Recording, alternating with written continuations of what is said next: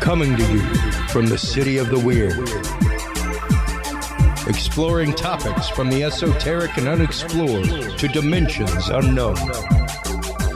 Shining a light of truth on the darkest corners of our reality.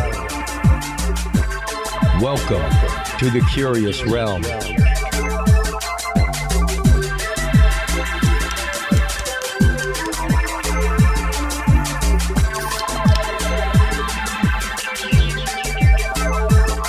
Well, hello everybody. How you doing this evening?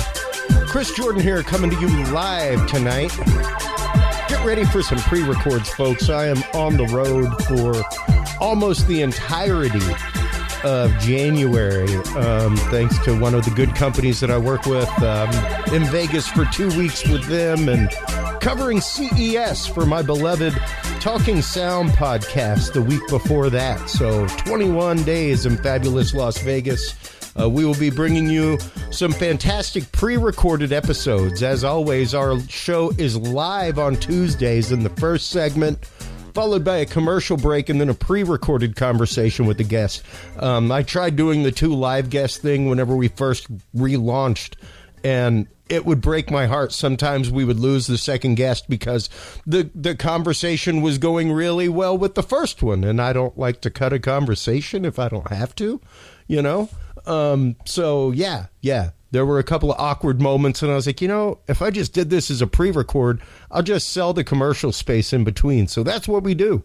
So our second guest tonight is the amazing Bob Spearing. Bob Spearing is the Director of International Investigations for MUFON, one of my favorite organizations in the whole wide world. We talk a lot about MUFON here. They were really one of my first forays into the public world of UFO investigation. When I was a teenager, I found out about MUFON. And I am very, very proud to have been a part of logo design and things like that for the upcoming Project Aquarius. That is what we are talking about tonight with Bob Spearing. Project Aquarius is an amazing endeavor that they have done to digitize the entire MUFON archive. I mean, we are talking in the order of like 10,000 news articles about UFOs. We are talking case descriptions, sketches, illustrations, everything. And it's all available whether you are a MUFON member or not. So you can pay for access to all of this, even if you're not a MUFON member. If you're just an investigator or, you know, documentary filmmaker, whatever, you can now have access to all of MUFON's documentation. And that is an incredible mass of documentation when you're talking about 1969 to now, having a unified intake process and scientific archiving process. It's amazing. So that is one of the big reasons I love MUFON, is because they have really spearheaded that effort for so long. And very glad to have Bob Spearing on to talk about that this evening. This evening is actually a special evening. Not only is our friend who we met at MUFON at MUFON Symposium, Teri Lynge, is joining us tonight to talk about her work in paranormal investigation and demonology. And in honor of that, oddly enough, don't forget, tonight, everybody, is Krampusnacht. Krampusnacht tonight. Yes, that's absolutely true, folks. Krampus, if you were not aware, is, of course, that beautiful, amazing creature from Eastern and Central European lore that is the adjunct and friend of our good friend Kris Kringle. He is the source of, you get switches and coal. You know, if you're a bad kid, that's what Santa leaves in your stocking. That's from Krampus. See him there with his switches. And he carries the bad children away in his sack to hell. So thank you to my good friend Billy Stewart from the Scary Dad podcast. This thing hangs in my studio. He made this wood burning for me years ago. So Gruß von Krampus, everybody. Happy Krampusnacht to all you kids out there. Hope you've been good all year, or else switches in a hell sack for you. Speaking of hell sacks and demonology and things like that, our guest Teri Lynge is the host of the amazing show from Enigmatic Anomalies. There's their channel right there, Enigmatic Anomalies, and also the Paris Paranormal Show. I happen to have a chance to be on the Paris Paranormal Show here recently, talking about my work in frequency therapy, things like that, making frequency binaural beat music and trying to make music to help experiencers of the paranormal. But welcome to the show, Teri. How are you doing?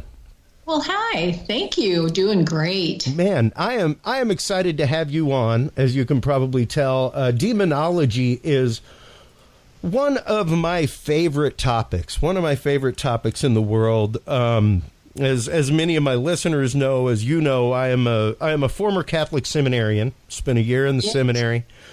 Spent many years in youth ministry after that. I guess that I would be called what many would probably call a recovering Catholic now. You know, I still hold my faith. I still hold many things true and dear to my heart, but I am not a practicing go to church every Sunday. Too much of my God is experienced outside of that space for me to be married to. It's only in there, and that's the only way. Right. So aside from that, though, the one thing that I have held with people for years and years, and I will have any open debate in the world, Teri, when it comes to religion, faith, that used to blow my mom's mind. That, like, when the door-to-door folks would come by, I'd invite them in and make coffee. You know, like, oh, let's talk about 144,000. Come on, let's have a chat. You know, to me, that, like, it's the same thing as this show. I'm willing to have the conversation because that's how we all grow. That's right. But the one thing I've always had, mind, right? You've got to have an open mind. The one thing I will tell people all day long is you can believe in God or not, doesn't matter. You can believe in angels and demons or not, but I'll tell you right now, they believe in you. That's right. whether or not you believe in them does not matter, because they're there, they're real, and they firmly believe in you, and they play by a totally different set of rules. Yes, they do, and they're biblical, in fact. So that's the most famous book in the world. Yeah, it's a big one. It's a big one. Popular seller this time of year. Here, it's a good seller at Christmas. Yeah, for the last several thousand years, it's been the number one. But the Nephilim are talked about in the book of Genesis, and that is how Satan got into the realm within men and women. And the Nephilim actually had sex with women. Yep. It says the daughters of Eve. And so we know that angels and demons are very real. But, a lot of people in different, I guess you'd say, religious sectors don't read their Bibles. So they really don't even believe that, which is pretty funny. They're not aware that this is all a part of our reality. It's a big, big world out there. And even yet bigger in the cosmos. And these things that were created, the Nephilim, as you see right there, the Hebrew Bible, the Christian Old Testament, they were mysterious beings, and they were called men of thunder. They were a hybrid, men of renown, of a man and angel. So they were half and half man, half angel, and half fallen angel. Okay, these were not the righteous angels of God. These were fallen angels. And I've been studying this stuff for over 50 years. And it's been very, very big for me. I've always been very curious about, what's it all about? What's happening here? Yeah. And, I mean, this is all true. This is where we get the giants. This is where in the biblical account of David and Goliath. Goliath was one of these giants. Yeah. And we still have giantism today. And it isn't just a weird gene, it's a DNA issue. So there's scientific fact and proof about these things. And this is why it's interesting to me. I can't just talk about it without getting really passionate about all the things that back up fact. Yes. So I don't know, what your belief is, but coming from Catholicism, you usually read the catechism, not the Bible in Catholicism. And so you're not really in that sect privy to reading it. But now, once you come out of it, if you were a daily mass goer, we have A, B, and C cycles. So depending on the time of year and the year, you're going to hear readings from a different book. But if you go to church every single day for 3 years, you will hear the entire Bible read to you. Yes. The entire Bible. And we learn from the Bible. I mean, the whole catechism thing is there. True. Absolutely. But that is much more the rules and rubrics of the church. Right. Now, there probably ain't as many sword carrying Catholics out there as there used to be, Right. But that was one of the things that whenever I told you on Paris Paranormal, and I know my audience has heard about my experience with shadow people whenever it happened. Right. That was one of the things that I brought to my spiritual director, and they were like, "Chris, we don't really have a teaching on that, Right. At least not on shadow people. There's a cursory teaching on demons, things like that. Like it's not fully there, hard, full on in the catechism, but it is there in rite, ritual, everything else, right." And to the point where the church has actively relaunched the School of Exorcism. Right. Back in 2012. So they have even come to the point of seeing that, like, there is something else moving. Yes. And there's another realm here.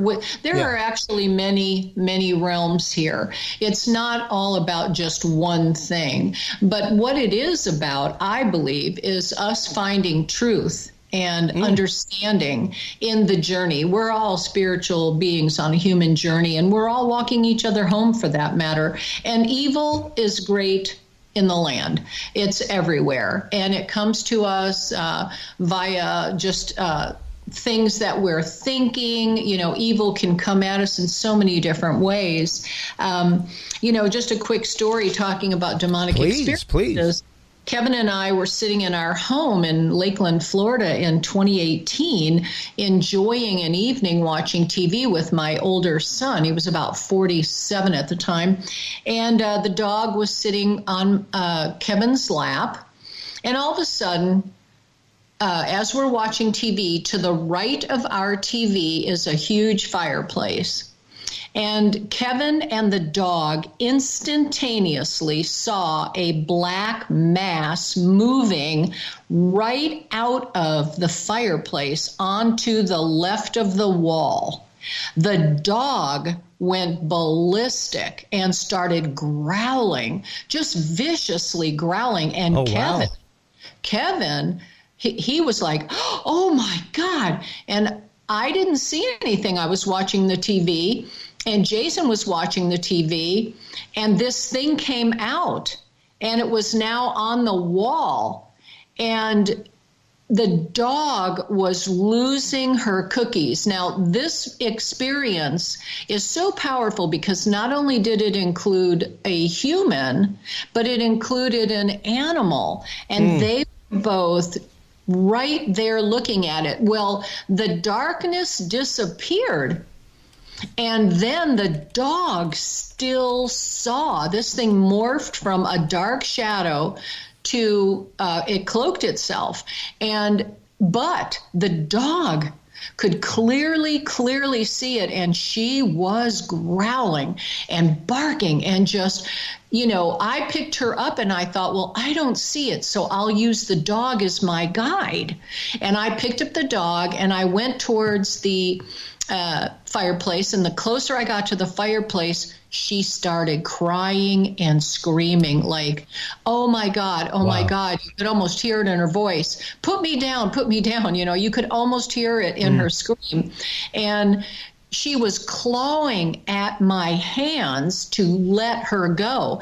But I thought, no, Lovey, I have to hold you. I don't know where this thing is. And her head immediately turned to the right and to a chair that was sitting next to the fireplace. And she was literally in a full scream bark, like she was terrified. And I said, is this where it is, Lovey? Is this where you see it? And when I started getting close to the chair, she literally was biting me to get out of my hands. She was that horrified. All the hair on the back of this little dog's neck, she's a Chihuahua, was standing straight up, and she was in a full scream. And I'd never experienced a dog screaming. It's like a bark, but it's a complete, total scream. And I put her down, and she ran over to Kevin and got behind his legs and was whimpering behind his legs. My son saw it. I saw it. Kevin saw it. We were all there, shocked.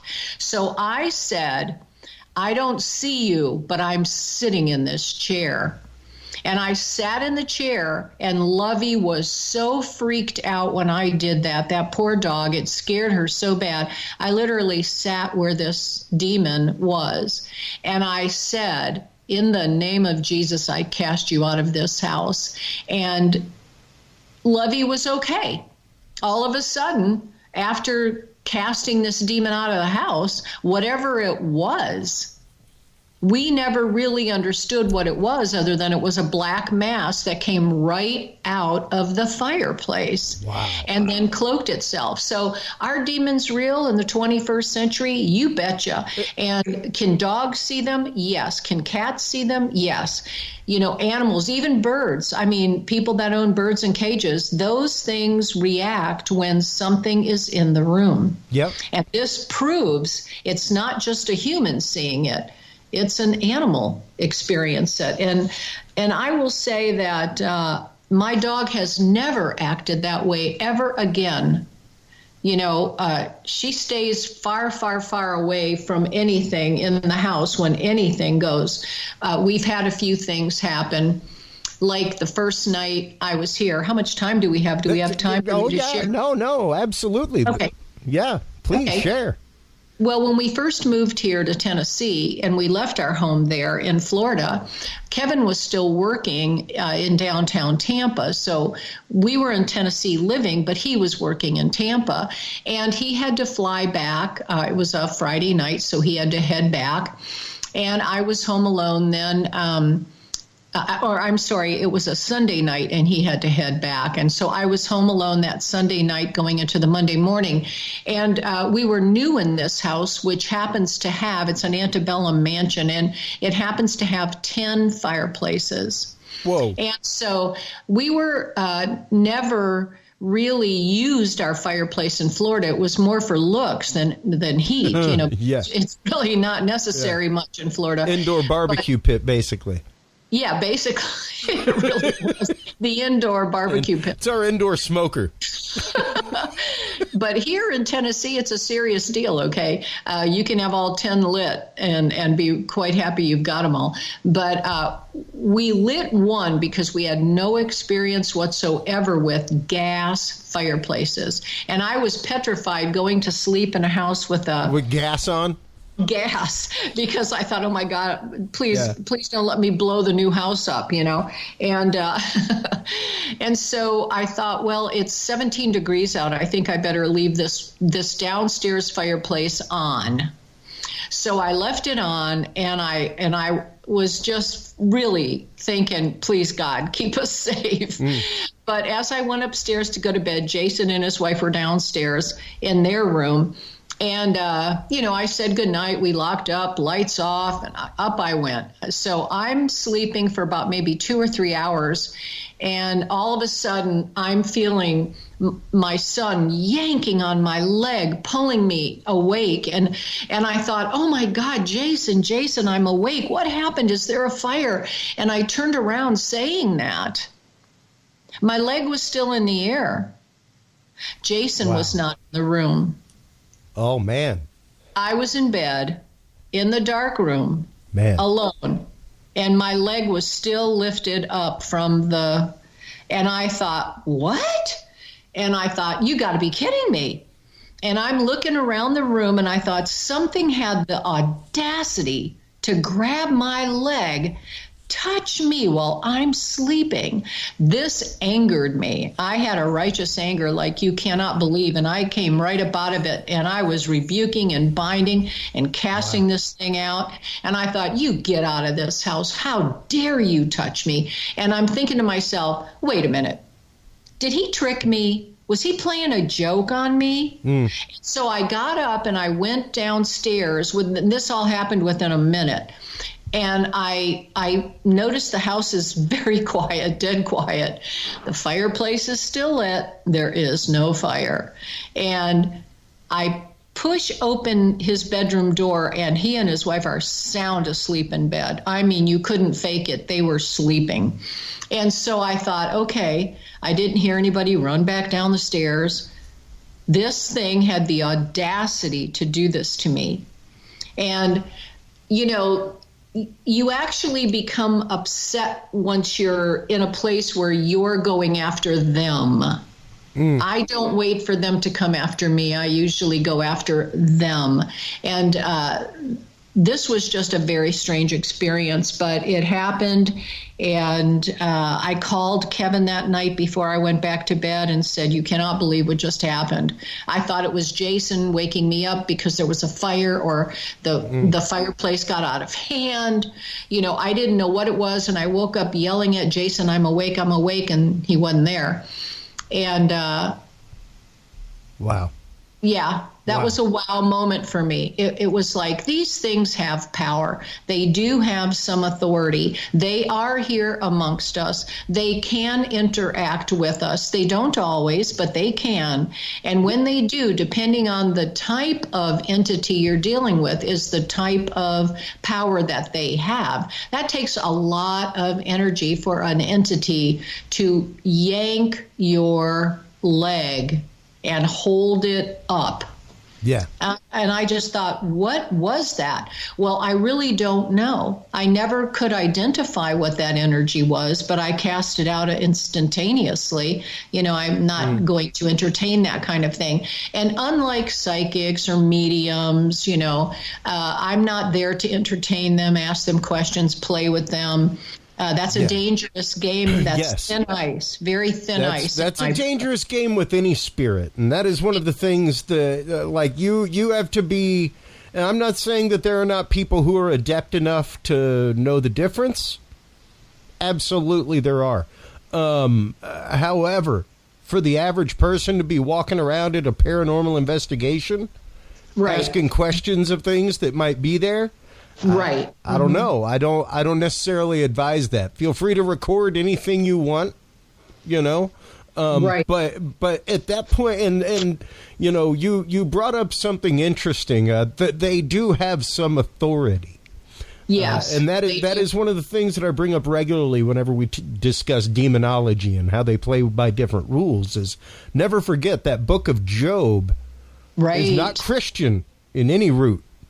Right. It's very interesting. That is ancient Hebrew. And they are talking quite literally about God giving the rules to them. God allowed Satan to have authority to test Job. You do anything you want, just don't kill him. Right. You may not kill him. At first it was, you can't touch a hair on his head. And then it was like, okay, well, he's still kind of like, let me go a little bit further. All right, man, but you can't kill him. Now, some of your listeners may not understand. There was never a punchline. Right. Mm-hmm. Like that was an actual conversation. That's the other thing I bring up is don't forget, like, God was just hanging out with the angels when Satan popped up in the middle of heaven.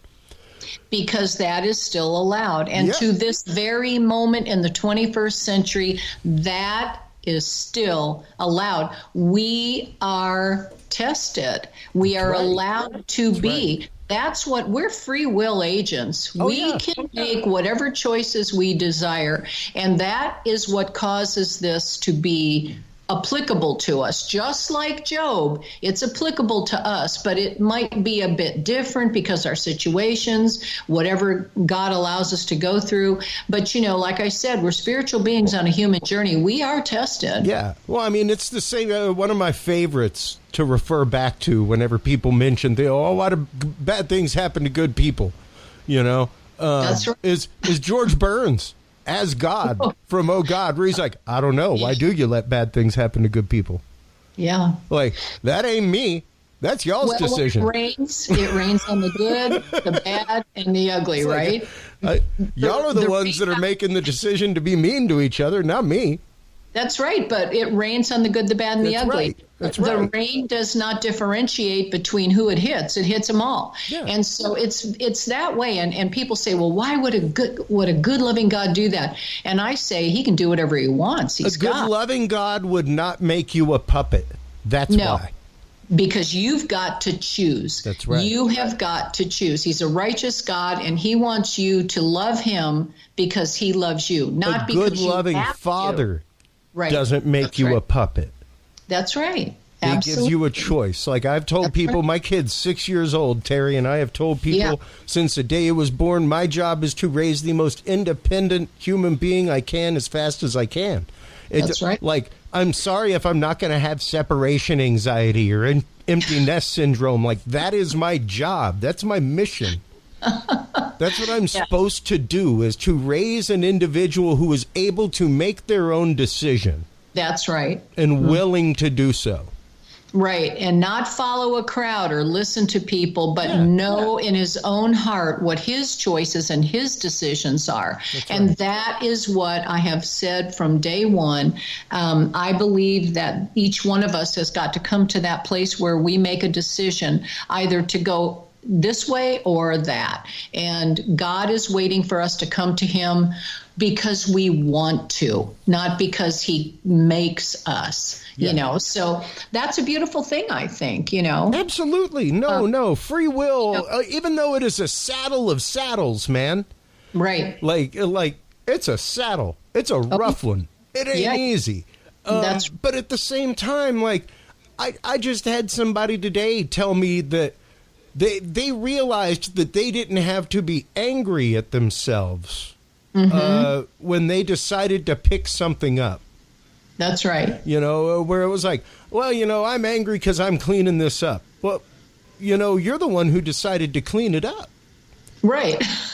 You could revoke your consent. You could revoke your consent from that loop of a system anytime you want. And the day that you realize that is huge. It's huge. Yes. Spiritually, emotionally, all kinds of things. It is a beautiful aha moment when it happens, you know, and the idea that we can give consent without realizing that we're giving consent, Teri. Right. By walking around inviting questions, we're giving consent. That's right. That's right. We make decisions, and those decisions have consequences, but we choose that and give it consent. So you're right. You know, back in, let's see, I think it was 1986. This was pretty profound. I was in my bedroom folding some clothes. I had a big basket of clothes, and I'm folding the clothes and making piles on the bed. You know, I did it there all the time because it was just easier to do piles, you know, for the boys, for me, for my husband. And so as I'm doing it, somebody sits on the bed. No. There was no one in the house but me. And the indent on the bed is very prevalent. And I watched it with my own two eyes go down. And I backed away from the bed and went, what? And I thought, you have got to be kidding me. And again, I said, I command you out in the name of Jesus. And it was still there. And I thought, oh, okay. This one wants to fight me. And I thought, isn't that interesting? I have commanded it out and it isn't going out. And I thought, oh my gosh. And so I sat down right where it was. And I said, I command you to get out of this room in the name of Jesus. And I got up. And it was about a minute later, my whole bed rose back up. And I thought, now get out. And as crazy as that sounds, that happened. I saw it. It freaked me out. I had never seen an indent go down like that and stay down. I rebuke it, and it continued to be there. I'm telling you that because these things do have power. Yeah. They do have a will, and you have to be stronger and stand firm in your faith and not be afraid, because we don't serve a spirit of fear. According to the Lord, you know, we don't. There is no fear in perfect love, because perfect love drives out fear. But that was just one, you know, experience that I got to say, it showed me that if you continue to fight the fight, it has to leave. So the only way we can get something like that out of our house is to continue the fight. Don't just say it once and then give up and run in fear. You've got to continue the fight. And somebody said to me, why do these things always happen to you? You know, why, if you cast it out, does it come back? And the truth is, we get attacked frequently. The stronger we are, like Job, he got attacked frequently. Why? Because he was strong and firm. Right. I'm strong and firm. I do get attacked. Those things happen. It sharpens my sword, if you will, you know. I will put it in the most human sense possible, Teri. Okay. When I was in the seminary, I don't know if I'd been hit on by more women. Seriously, we had a name for them. They were called chalice chippers. Ah, wow. And they were people that specifically would try to curry the favor of somebody trying to be a man of the cloth. This is just where humans go. Yeah, I got it. You know, so imagine where they're willing to go to corrupt a man of the cloth. Right. You know, if they're working for the other side. So, yeah, I mean, that's just where the human side of things go. Like, there is a realm of people out there that are like, oh, yeah, man, I'd cruise for that before they're gone and off the market. You know, like, what is that? Yeah. What is that? But those are the kind of things that, you know, if you've got that kind of propensity, maybe you should think about the root of that and where that's coming from.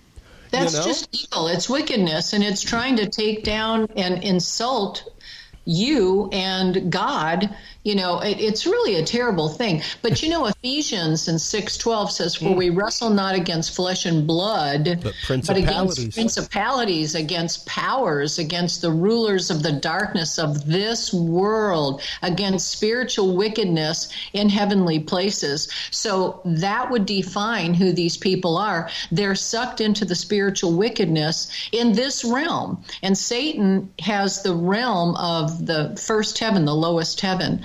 And, you know, he's the prince and the power of the air. And so, you know, he's there. And these thoughts will swirl around in the air, and these people pick up those thoughts and run with them. And the thoughts they're thinking of, let's ruin this dude that's trying to, you know, straighten his life out. Let's go after him. Let's take him down. Ha, ha, ha. Wouldn't that be fun?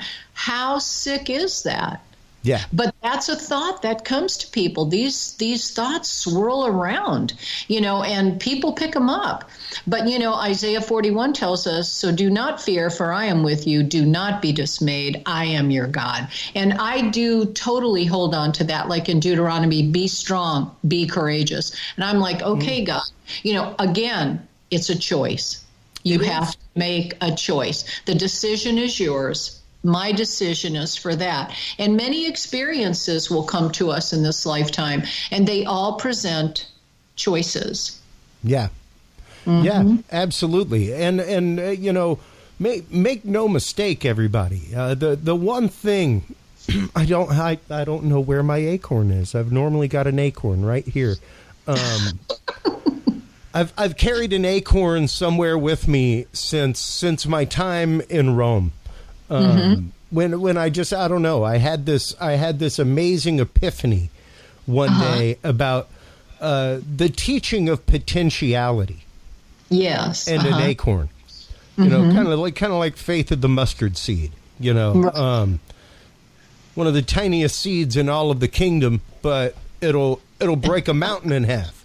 It sure will. If it's planted in the right spot and cared for properly. Right. So, yeah, it was just this idea of like something so huge and robust could come from something so small. And the chances of it actually becoming that are so small. That's right. You know, but inside of that thought is the concept of renewal and the concept of we all have what is called sufficient grace, Teri. Yes. We are all given, so by the fact that we have a soul, we have sufficient grace above all other things. So that is what allows anybody to be able to be saved, is the idea that we all have that God-given grace within us, regardless. So we can all opt out of the system of spiritual attack, whether you're baptized or not, because of that sufficient grace. And that's one thing that I try to tell people all the time is I am once again probably as close to recovering Catholic as you can get. I am no Bible thumper as far as that terminology goes. With my air quotes in the air, most of my audience knows that. I am open to numerous spiritual paths. And it is that beautiful, sufficient grace which is granted every soul in creation. That gives us that chance to go back to Creator, whatever that Creator may be, you know, and to call on the strength of that Creator, universe, dog next door, like whatever that greater being is for you. You know? God.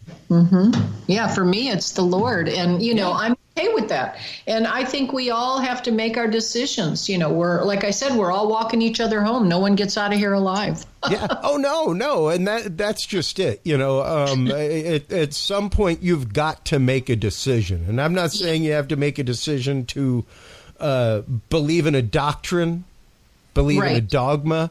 But at some point, we all have to face the decision as to whether or not we believe in something greater than ourselves.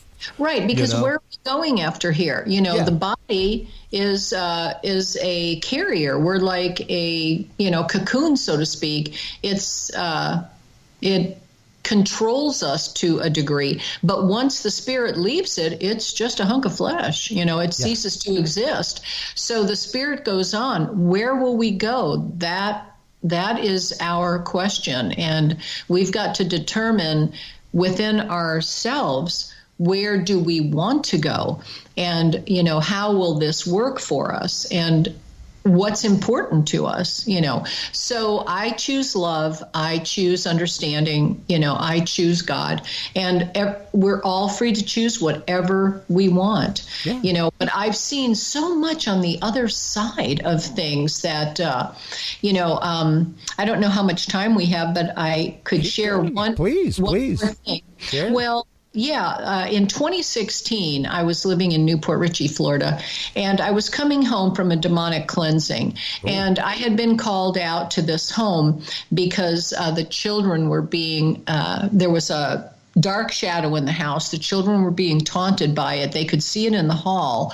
And it was really a horrific thing. Many things were happening. A knife flew off of a counter, that kind of thing. And the parents were scared out of their minds. So when I got home after being there and cleansing and praying for people, I was exhausted. It was a 2-hour trip to where we were going. It was a 2-hour trip back home. And when we got home, it was like 2 a.m. Kevin had to get up, go to work at 5. So, I wanted to. Oof. Good. So I jumped in the sack and I closed my eyes. And don't you know, that's when this demonic attack came. And this face came at me so quickly when I closed my eyes, and I knew it was something from where I had just been. And I sat up and I thought, oh my gosh, I'm so tired. And I just rebuked it. And I used this very specific word. I said, get out that front door now. And I said, in Jesus' name, I command you out. And then I just thought, oh, thank God it's gone. And I laid back down and I fell fast asleep. Well, Kevin had to get up at 5 o'clock in the morning because he had a 2-hour drive to Tampa from where we were living, and because of the traffic. And so, he gets up and he turns on the porch light, opens the door. He's getting ready to go. I get up and kiss him goodbye with his coffee and everything. And you cannot believe what we saw. There had to be 2,000 dead black bugs on the lanai right there next to the front door. And I looked at those bugs and I went, oh my God.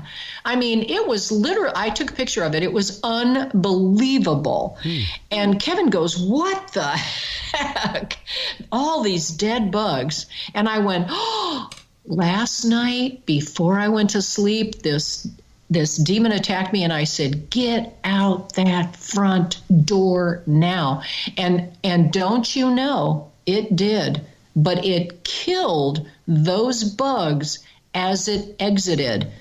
There must have been a swarm of bugs out there, and as it exited, here's why I share that. It's powerful to take authority over these demonic entities and give them specific directions to get out and be very firm. And when you do, and you use God's name, they cannot deny you, because I'm not the one in charge. God is. I'm not the one sending them out the door. God is. If I said it in Teri's name, they'd die laughing. But because I say it in Jesus' name, they have to go. They have to listen. And all those bugs were proof that they died as he exited this house. But I saw the face come at me, and it was that powerful demon I had fought at that home.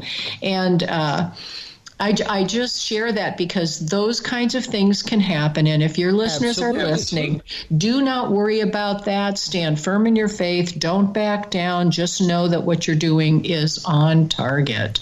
Well, so these things can happen. That is one of the things that I am always prone to warn my audience about as a caveat for doing any kind of research.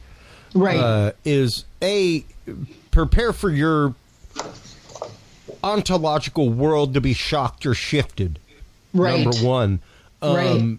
And when it does, don't be surprised if you are permanently changed. Right. The same way a mechanical watch is changed by a weak magnetic field. That's right. It may still function, but it'll lose time here and there. Right. Things will happen to it because of that light magnetic field inside of there. And if it's close enough and long enough, that watch will never work again. That's right. Yeah. And our brain specifically, Teri, is a transducer. Like, quite literally, there was a huge medical study. I typically show that whenever we're talking targeted individuals, things like that, and how microwaves, things like that, can affect your brain in different frequencies. Oh, sure. Absolutely. And, once it is exposed, I've said this about UFO experiencers, specifically those that are abducted or in close proximity to craft. If those craft are able to cloak, hover magnetically, things like that is a large RF field, and that will change you. That's like being inside of a microwave. Like, it will shift you. And don't be surprised if after that experience you start seeing Bigfoot, that you start seeing spirits or shadow people regularly, things like that, because you are actively shifted now. Your vibration has changed and has been shifted the same way as that physical watch in a magnetic field. You know? So, yeah. It's interesting how experiencers of the paranormal tend to experience more paranormal. You know? And almost to the point of, especially some people, being tuned to it. And the one thing that I caveat for my audience all the time is, please be careful. If you're going out and doing any kind of, try not to think about things before you go out there. You know, you may very well be charging that area with intent. You know? So aside from fortifying yourself spiritually or doing whatever cleansing ritual you need to do to get yourself in the headspace to go do that, try not to let the experience of going out on a paranormal hunt, like, occupy the spare space in your mind, you know? Because you may be making yourself a magnet unintentionally for something that is now just hijacking a trope in your head. Well, if it's a spiritual issue, I think that you do have to not dwell on anything spiritually, you know, and I never do. Things that I'm attacked by are usually things after I've done something, like I've accomplished a deliverance or I've done something like that, and there'll be more attacks. And I do really, it's funny that you brought up in the beginning of this, Joe, but I do think that as we move forward and we evolve in this life, the different experiences that we can have, when we do a positive, it seems that many times a negative will try to come against us. And again, it's about the choices. And so, you know, we do try to do that. We try to make all the right choices. And do you have time for one more thing? Absolutely. Okay, yeah, I didn't know. Like I said at the beginning of the show, that's why I like doing the live guest followed by a pre-record guest, because I don't have a guest waiting in the shoot who's like, man, I got to go. Oh, yeah. So it lets us talk as long as we need to talk, Teri. So please keep sharing. In 1998, there was a loud noise on my roof. I was standing at my kitchen sink. I was washing the dishes. And I had two trees out right outside my kitchen window there where I did my dishes. And they were both in plants. And I kept hearing this noise. And it sounded like somebody was running on my roof. Literally, like there was a human being, that much force.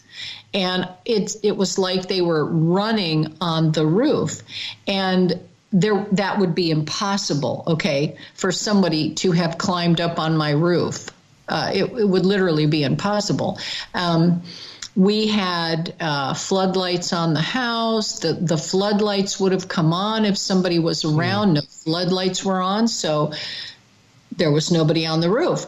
But I'm sitting there washing the dishes. It's about 5, maybe, let me say it was maybe 6:30 in the morning. It was pretty early in the morning. I was making coffee. I had just gotten up, getting ready for going to work. And it wasn't a breezy day. There was no rain. It was a beautiful day outside in Florida. And I stopped washing the dishes for a second and tried to listen to this noise. And I thought, it sounds like there is a human being running from one end of my house on the roof to the other. And that's a pretty long run, okay? It wasn't a tiny house. And so I thought, what the heck is that? And as I gave up and started washing my dishes, I'm just looking out the window, and one of the trees in the potted plant started independently shaking profusely. What? Yes. And shaking like somebody literally had it in their hand and was moving it back and forth quickly. And I'm looking at that, and my eyes are as wide as golf balls going, what the heck? And I backed away from the window, and as I backed away, the tree picked itself up and threw itself at the window. And now I'm screaming. That scared me. Yeah. And the window did not break, but all the branches of this little ficus tree were now all on my kitchen window. And I'm like, what the heck? And I screamed, and my husband came running down the hall. What? And I said, look. And he goes, what happened? And I said, the tree. I'm washing the dishes. I'm getting a couple of cups and dishes ready to make breakfast and get coffee. And all of a sudden, boom, the tree. I said, I heard all this running. He goes, I heard that. What was that? I'm like, I don't know. And there was no wind outside. And I said, and then all of a sudden, as I started washing the dishes again, just like I told him, it started shaking profusely and threw itself at the window while I'm standing here. And he looked at me and he goes, what the heck? I ran outside. I took a camera and took about 4 or 5 pictures. This tree had picked itself up and was now leaning against my house. Dirt from the pot was thrown all over my little patio area there. And I thought, now why would one tree do that? And I thought, okay, this is another attack. Why would something like that happen? And again, I didn't know what it was because, like I said, no rain, no wind, no storm. It was a perfect night. Tree just decided to go berserk, running on my roof. Nothing was there. I could see the tree completely clearly out this huge window. And boom, there it was in my face. Wow. Yeah. And so, when you live a life like that, Chris, you have to stand back and say, what the heck? Why is this happening? Yeah. But I did a lot of preaching the gospel. I did a lot of praying for people. I, did a lot of things, and that would tend to make the enemy an angry dude. Sure, absolutely. Going back to what you were mentioning earlier in that first story, you were talking about your dog. Yes, Lovey. And how the dog has not been the same since. No. These things happen to humans as well. Mm-hmm. And to the point where people's not only exclusive experiences, but mutual experiences can lead them tangentially away from family, friends, things like that. Like one of the people that we spoke with at MUFON this last year when we went to MUFON Symposium was Linda Zimmerman, who gave she was there. She wrote a fantastic book about animals, animal reactions to UFO experiences, things like that, and how animals actively suffer PTSD from some paranormal experiences. I believe that happens. I don't want to discuss any type of UFO. No. Because that's not what I'm about tonight. No, but, absolutely not. I'm just saying animals, that whether it's spiritual things, UFO experiences. What I'm saying is that animals tend to confirm these experiences quite a bit and even suffer from PTSD the same way that humans do.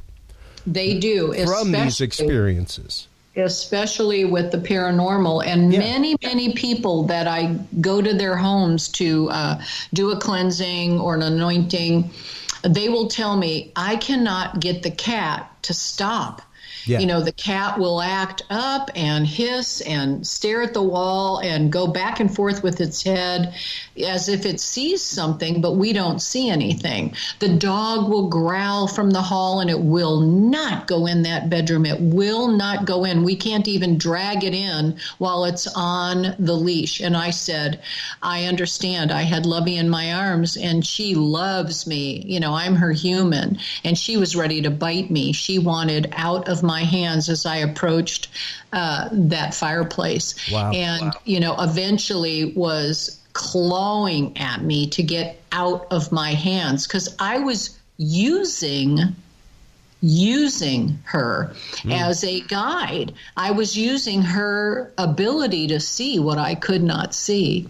So, you know, it is quite interesting. And I don't know if she stays away when things like that happens now because she doesn't trust me. She thinks, you know, my master's going to pick me up and use me as a guy. Yeah. I don't know what she's thinking. She's not very judicious with the experience. No, I don't think she's too grateful for me. But you know, if something weird is happening, Lovey will take off and she will go. She is a what do you call that? We put her in a pen. She is a penned evening animal. She doesn't sleep all over the house, and she will run into her pen and get under her covers. And she will not be around if something is cooking in the house. And believe me, there have been many things that we have had attack us here in this house, as well as the homes in Florida that we've had. And it doesn't matter where we go. These things still happen. Doesn't matter what state I'm in. I can be in Florida. I can be, you know, in Wisconsin. I can be in Tennessee and Georgia. It does not matter. These things happen. And people that stay with us have things happen. Yeah.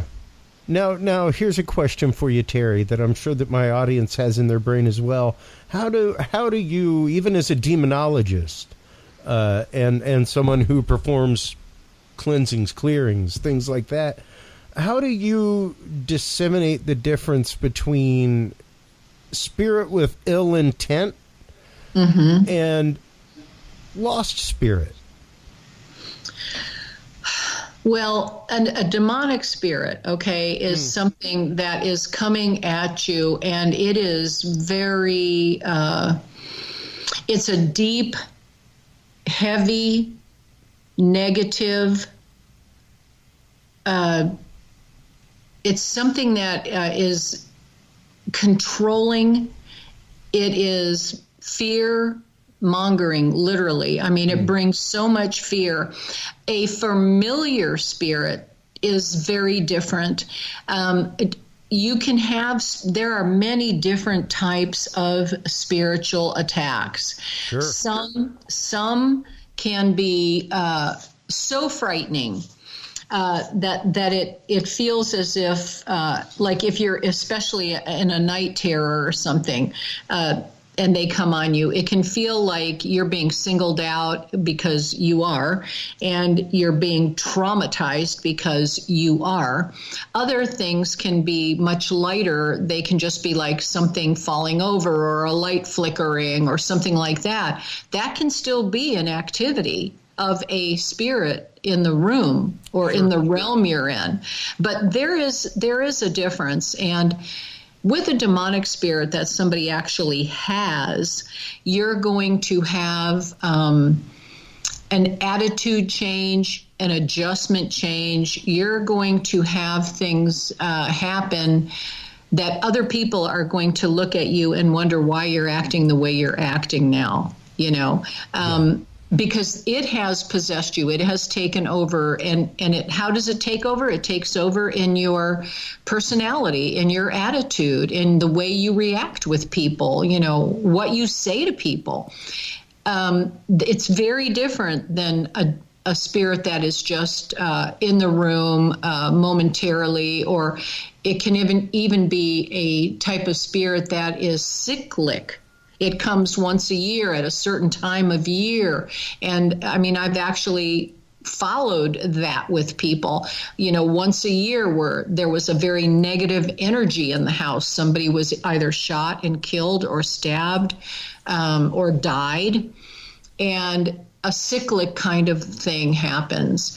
That's very different. There's so many different ways that we can interact with these things, but there is one way that we can get away from all of them.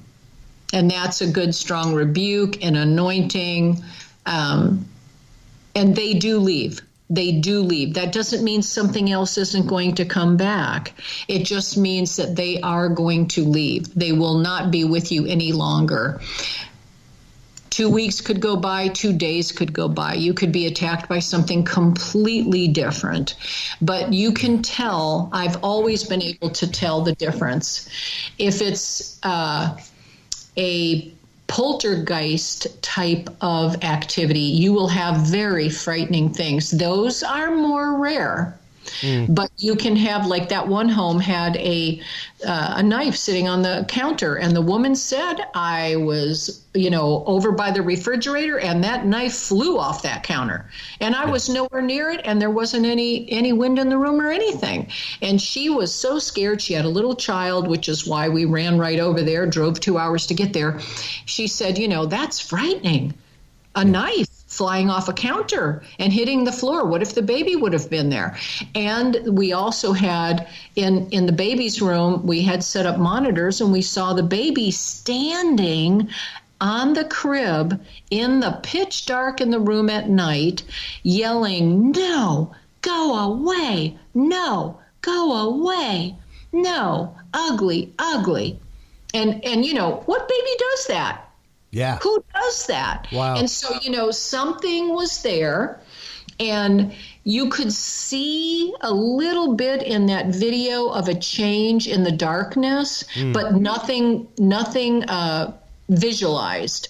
So we just went in and rebuked it, anointed the crib, anointed the child, anointed the doors, and prayed against it. It never happened again. And they kept a baby monitor on. Those baby monitors are great because you can pick up different noises, different things, sometimes voices.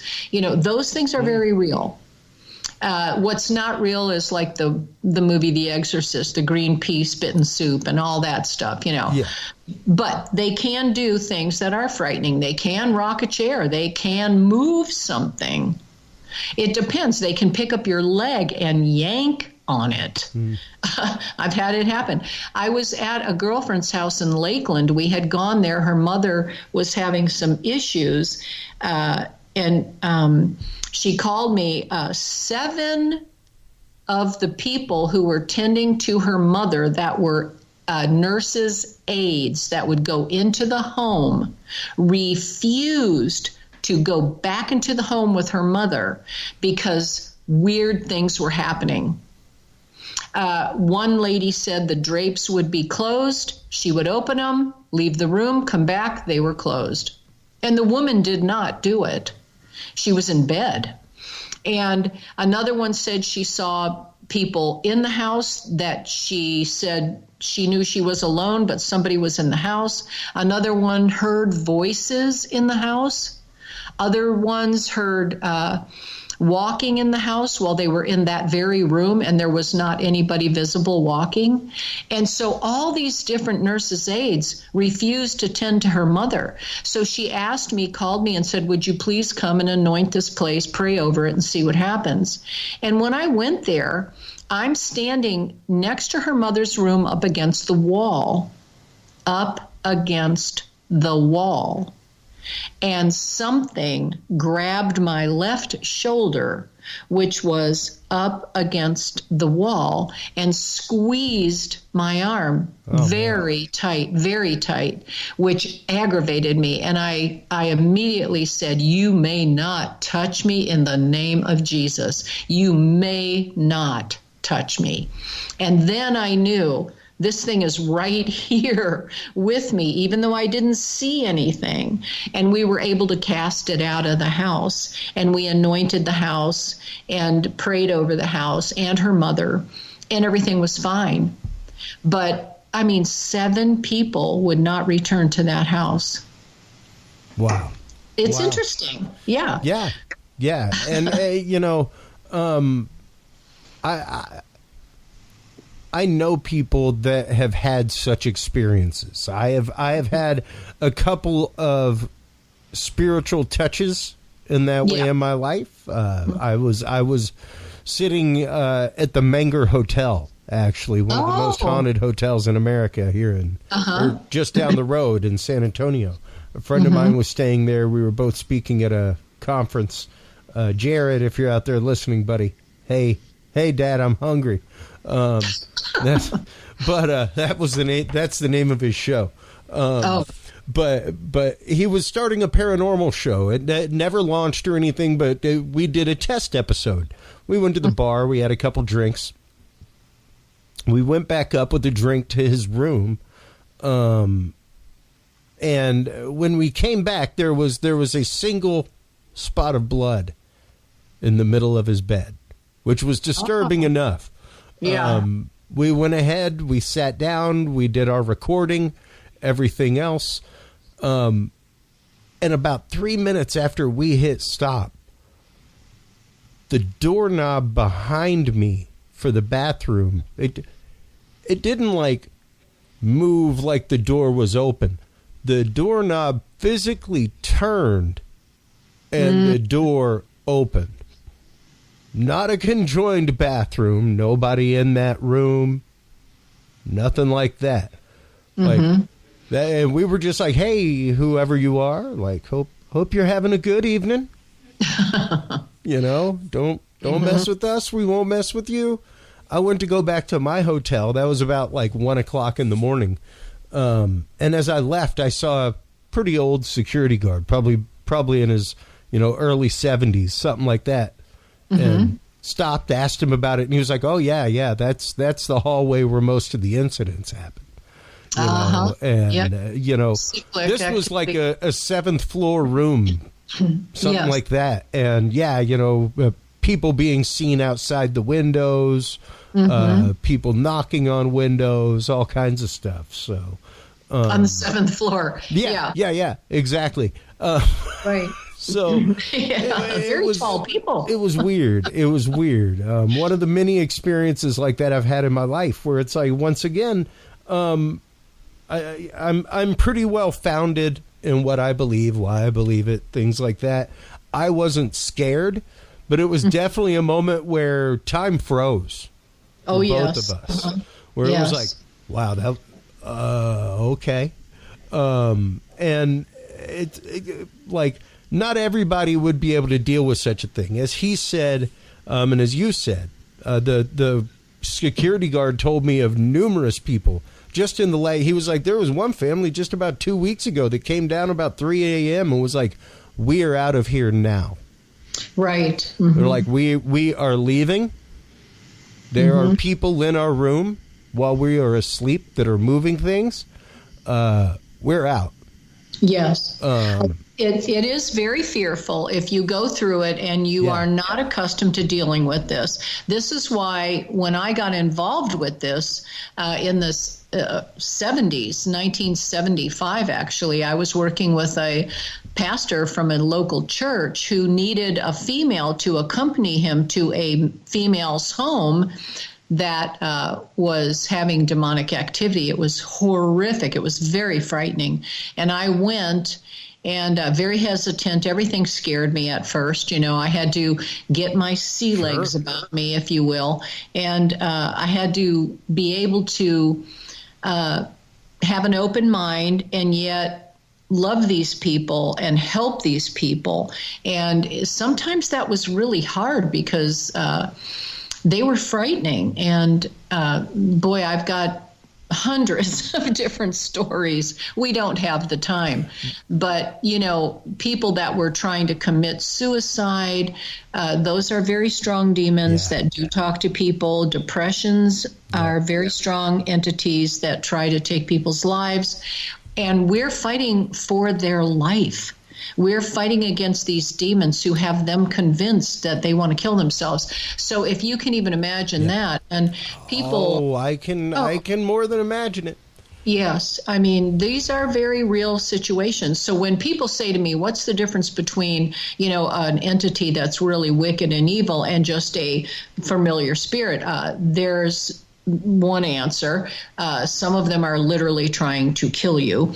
And so, and they do harm the people. They cause the people to become possessed, and they harm themselves. And it's like when Jesus was in the Gerasene tombs, and the demoniac came upon him and threw himself into the fire. Jesus looked at the young man and said, "Who are you?" And out of that young man, he said, "We are legion." So what that teaches us, Christopher, is that an entire legion of demons can be in one human.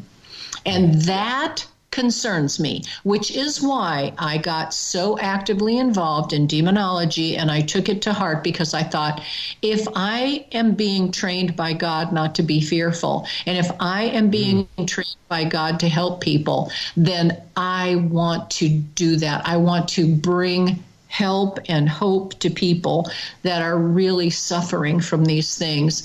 And I am not of any persuasion religiously. I'm a non-denominational Christian. I'm just a spiritual being on a human journey that loves God.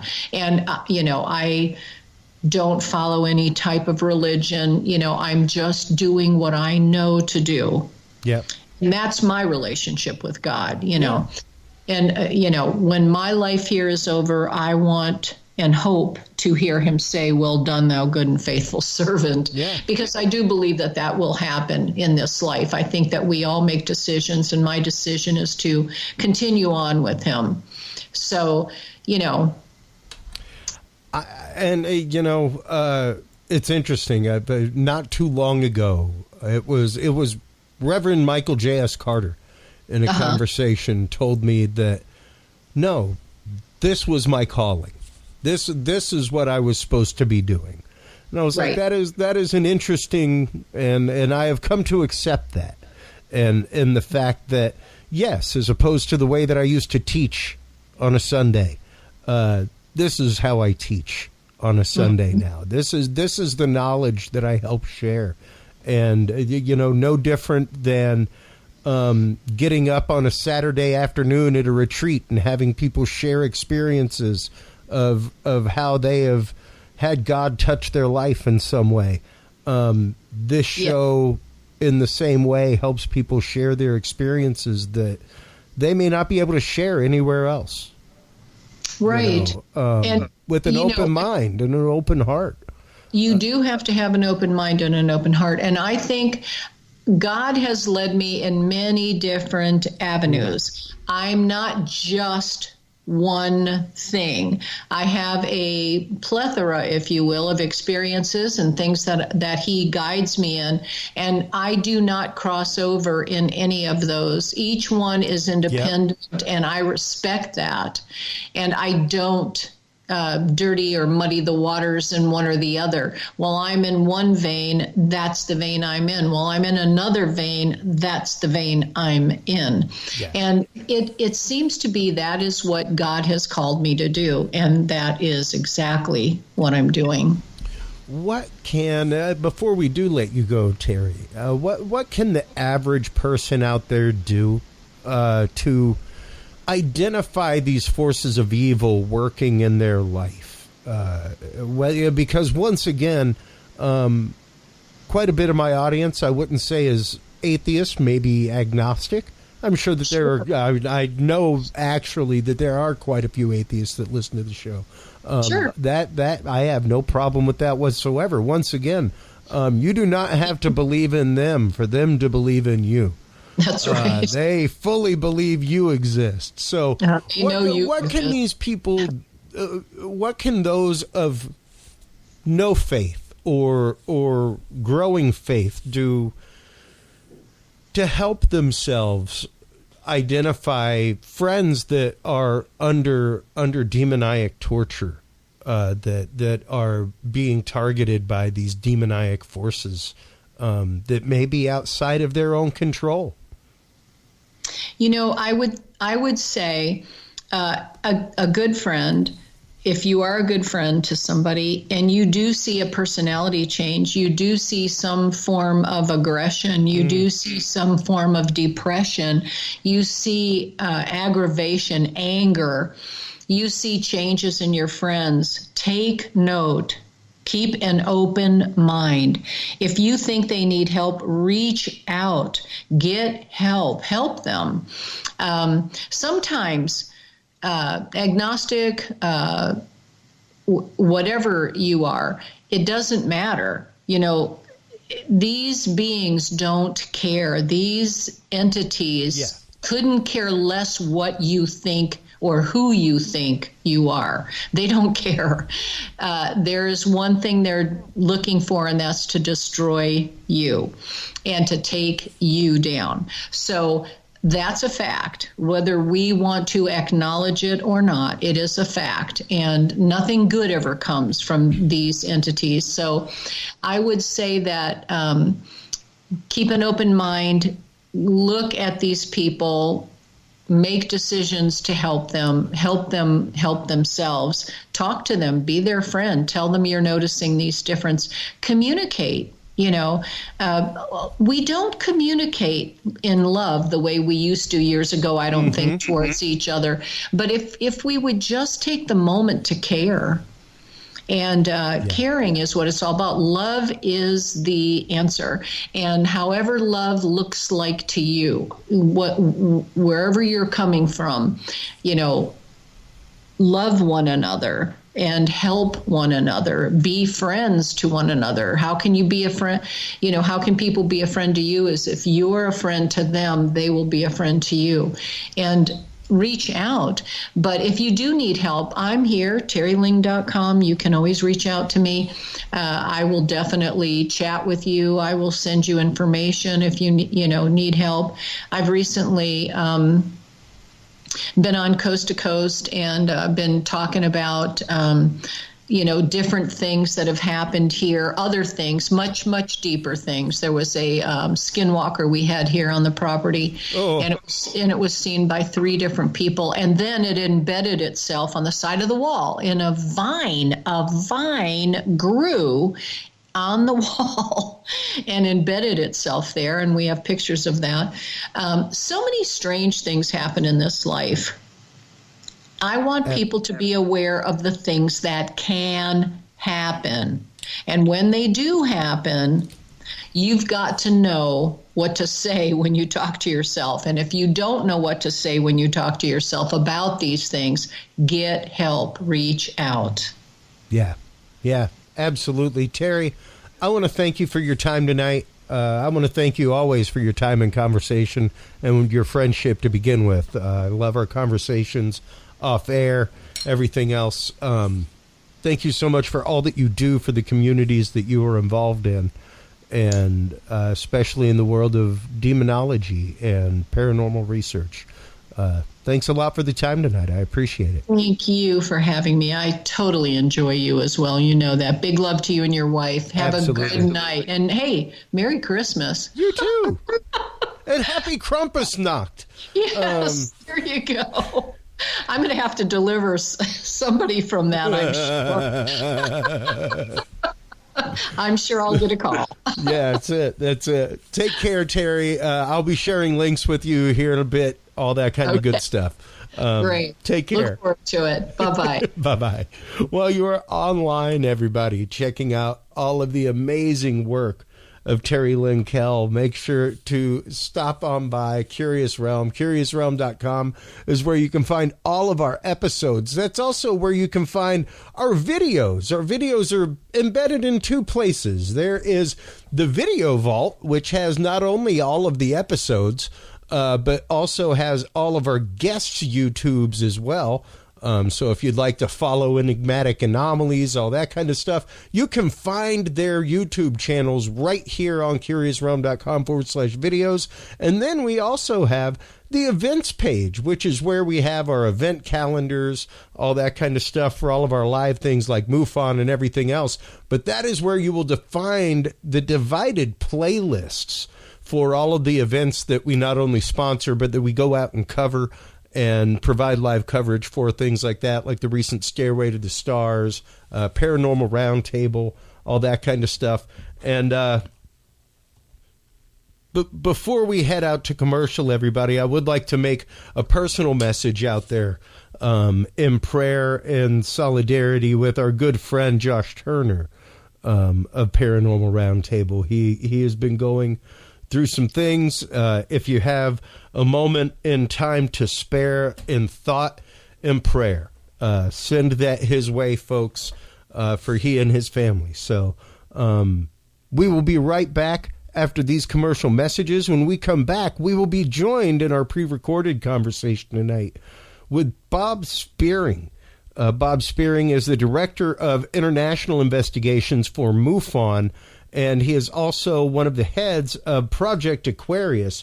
Project Aquarius is the all-new effort from MUFON to share the entire MUFON archive of files, videos, pictures, witness reports, witness statements, witness sketches, everything with the public.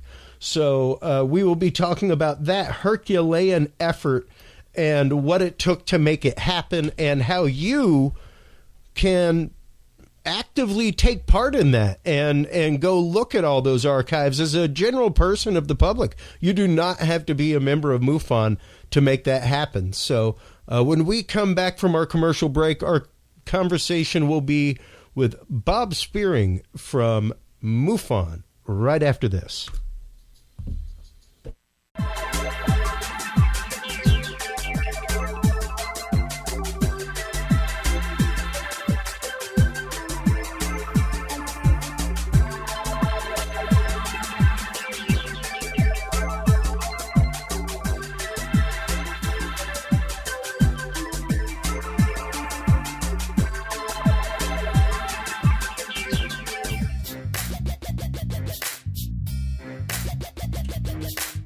With the rise in attention to the health benefits of cannabis and cannabinoids, including CBD, True Hemp Science has become one of the premier providers of full-spectrum CBD and CBD-related products. Using a proprietary spagyric process, True Hemp Science extracts maximum benefit from the whole hemp plant. Buds, leaves, stems, seeds, even roots. Every part of the plant is used and then reused to formulate a rich, complex profile of CBD, CBD derivatives, and terpenes guaranteed to provide the relief and benefits you need daily. Visit TrueHempScience.com to experience the best CBD oils, edibles, and topicals on the market today. And use code CURIOUS7 to save 7% off your entire purchase of $50 or more and get 2 25-milligram CBD cookies or brownies free. That website again is TrueHempScience.com, and the code is CURIOUS7.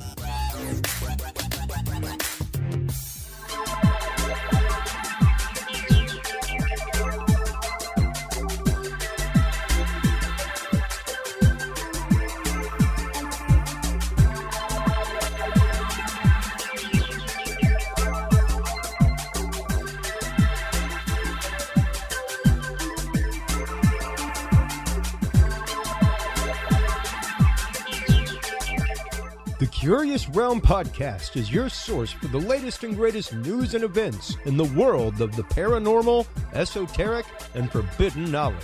And there's no better way to spark the conversation than with items from the Curious Realm store. Choose from fan favorites like hoodies, mouse pads, coffee mugs, and more. Buy books and items from your favorite Curious Realm guests.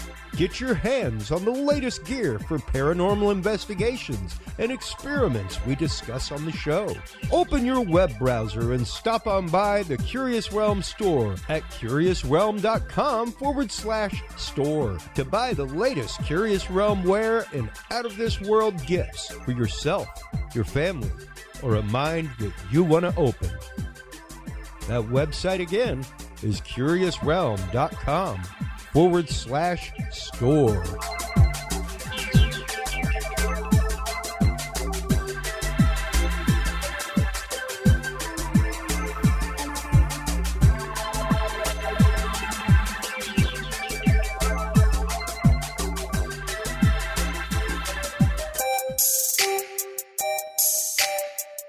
Have you considered starting a podcast? Looking for a way to make your business a voice of authority in an industry? Then Podcast Cadet is the solution for you. Whether starting a podcast for yourself, your brand, business, school, church, or just plain fun, Podcast Cadet is here to help you navigate the waters of the podcast industry.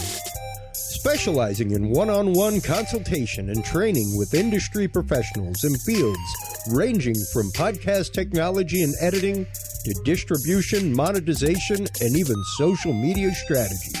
Podcast Cadet tailors their services to the specific needs of you and your podcast. Do you already have a podcast and trying to find ways to engage and grow your audience?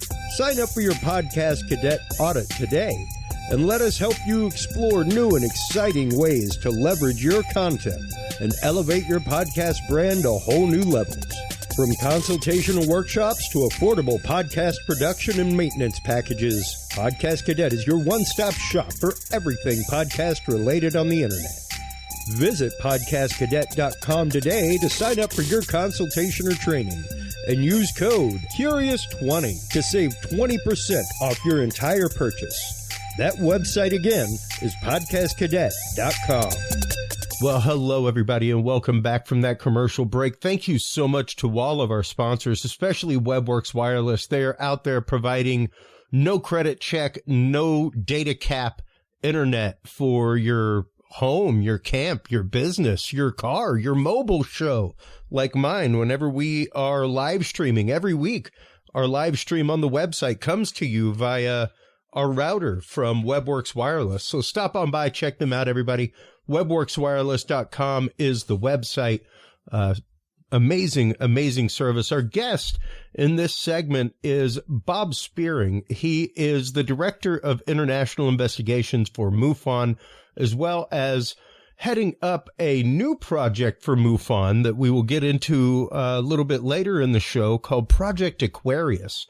It's a brand new project by them, going through MUFON archives. And one of the things that I have said on the show regularly, Bob, especially over the last year, is I cannot wait until MUFON starts using AI to rifle through MUFON archives, and the things that AI will be able to pull out of 50 plus years of UFO archives.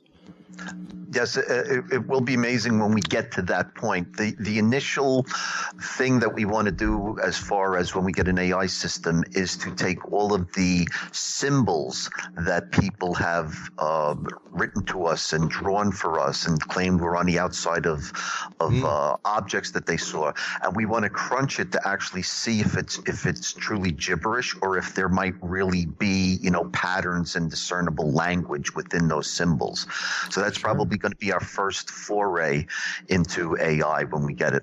Wow, that's incredible, and that is a beautiful, beautiful leveraging of that technology. Especially since there are so many interpretive AIs out there now. The one that just finished transcribing cuneiform tablets like almost instantaneously. I just saw that article yesterday. They have thousands and thousands of tablets they've never, ever translated. Yeah. But now with the AI system, instead of X-rays, they'll be able to do it much more efficiently and quickly. And the AI learns as it goes along. Yeah, it's pretty remarkable stuff. How did you first come to the world of ufology, Bob? I mean, one of the things that we discuss regularly on the show is the fact that nobody at MUFON gets paid. That is one of my favorite things about MUFON, is that everybody there is a volunteer. Everybody is doing this for the benefit of not only the knowledge, but passing the knowledge on, and for the cause of disclosure. It's a beautiful thing. How did you first come to be involved with the cause of ufology to begin with? I go back a long way. I'm going to be 65 years old, and I can tell you that on November 9th, 1965, I was 6 years old, and we had the Great Northeastern Blackout from Quebec down to Virginia. And I was living in Jersey at the time. You could see the New York City skyline was all blacked out. And the next morning, my uncle came running over saying they think that the UFOs did it. And I didn't know what a UFO was. But eventually, they discovered several cases of UFOs near the Clay Power Station at Niagara Falls, seconds before the blackout. And I was hooked. And my uncle used to buy me the old Gold Key UFO comic books when I was in 5th grade. Chariots of the Gods came out, which really caught me. And then in the 80s, I had a UFO sighting up at Round Valley Reservoir in New Jersey. I was camping, very remote, and I saw what I knew today is called an orb, an orange orb. And it basically was doing maneuvers over this lake in the middle of nowhere at 3 o'clock in the morning under heavy cloud cover with rain. So I know it wasn't a star. And when it was done making these bizarre maneuvers, it just shot off. It had to be the speed of light. It was gone. It streaked across the sky. Later on, I was up in Quebec, and this is about 2012. And I was driving through the Adirondacks. I used to call it the dead zone, going back to Pennsylvania from Quebec. And I came to a clearing, and I'm the only one on this road in the middle of the winter. And there was a clearing and a sheer cliff, and I saw this object that was the size of 2 tractor trailers combined, with like triangular wheels climbing up the side of the cliff. And wow. I made a U-turn. I went back to see it, but it was gone. Whatever this thing was, it was massive. It was unlike any other machine I ever saw. It was climbing straight up a sheer cliff wall. And there wasn't any civilization until you got to Lake Placid, maybe 50 miles away. So that was the most bizarre one I had. In 2014, I saw a book written by Teri about orbs. And I said, my God, there's other people who've seen this thing that I saw, in 1986. I met him. He was a field investigator at MUFON. I joined MUFON as a field investigator, and I eventually got involved with a lot of different projects because of my background. I went to Fordham University for film production journalism. I was a railroad investigator, a rail traffic controller for a while, and I decided to join MUFON. And I went to the first convention in 2014 in Florida.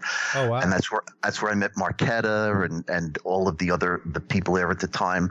And I just worked my way up. They found that I had a lot of unique skill sets. Yes, that's the book, The Complete Story of the Worldwide Invasion of Orange Orbs by Teri. I never would have remembered how to say that unless you put that up there.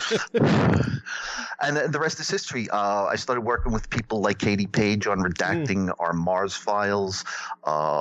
We developed a social network I was involved in, and my most recent project has been Project Aquarius that we're going to be releasing soon. Well, and the Mars files in and of itself is pretty incredible.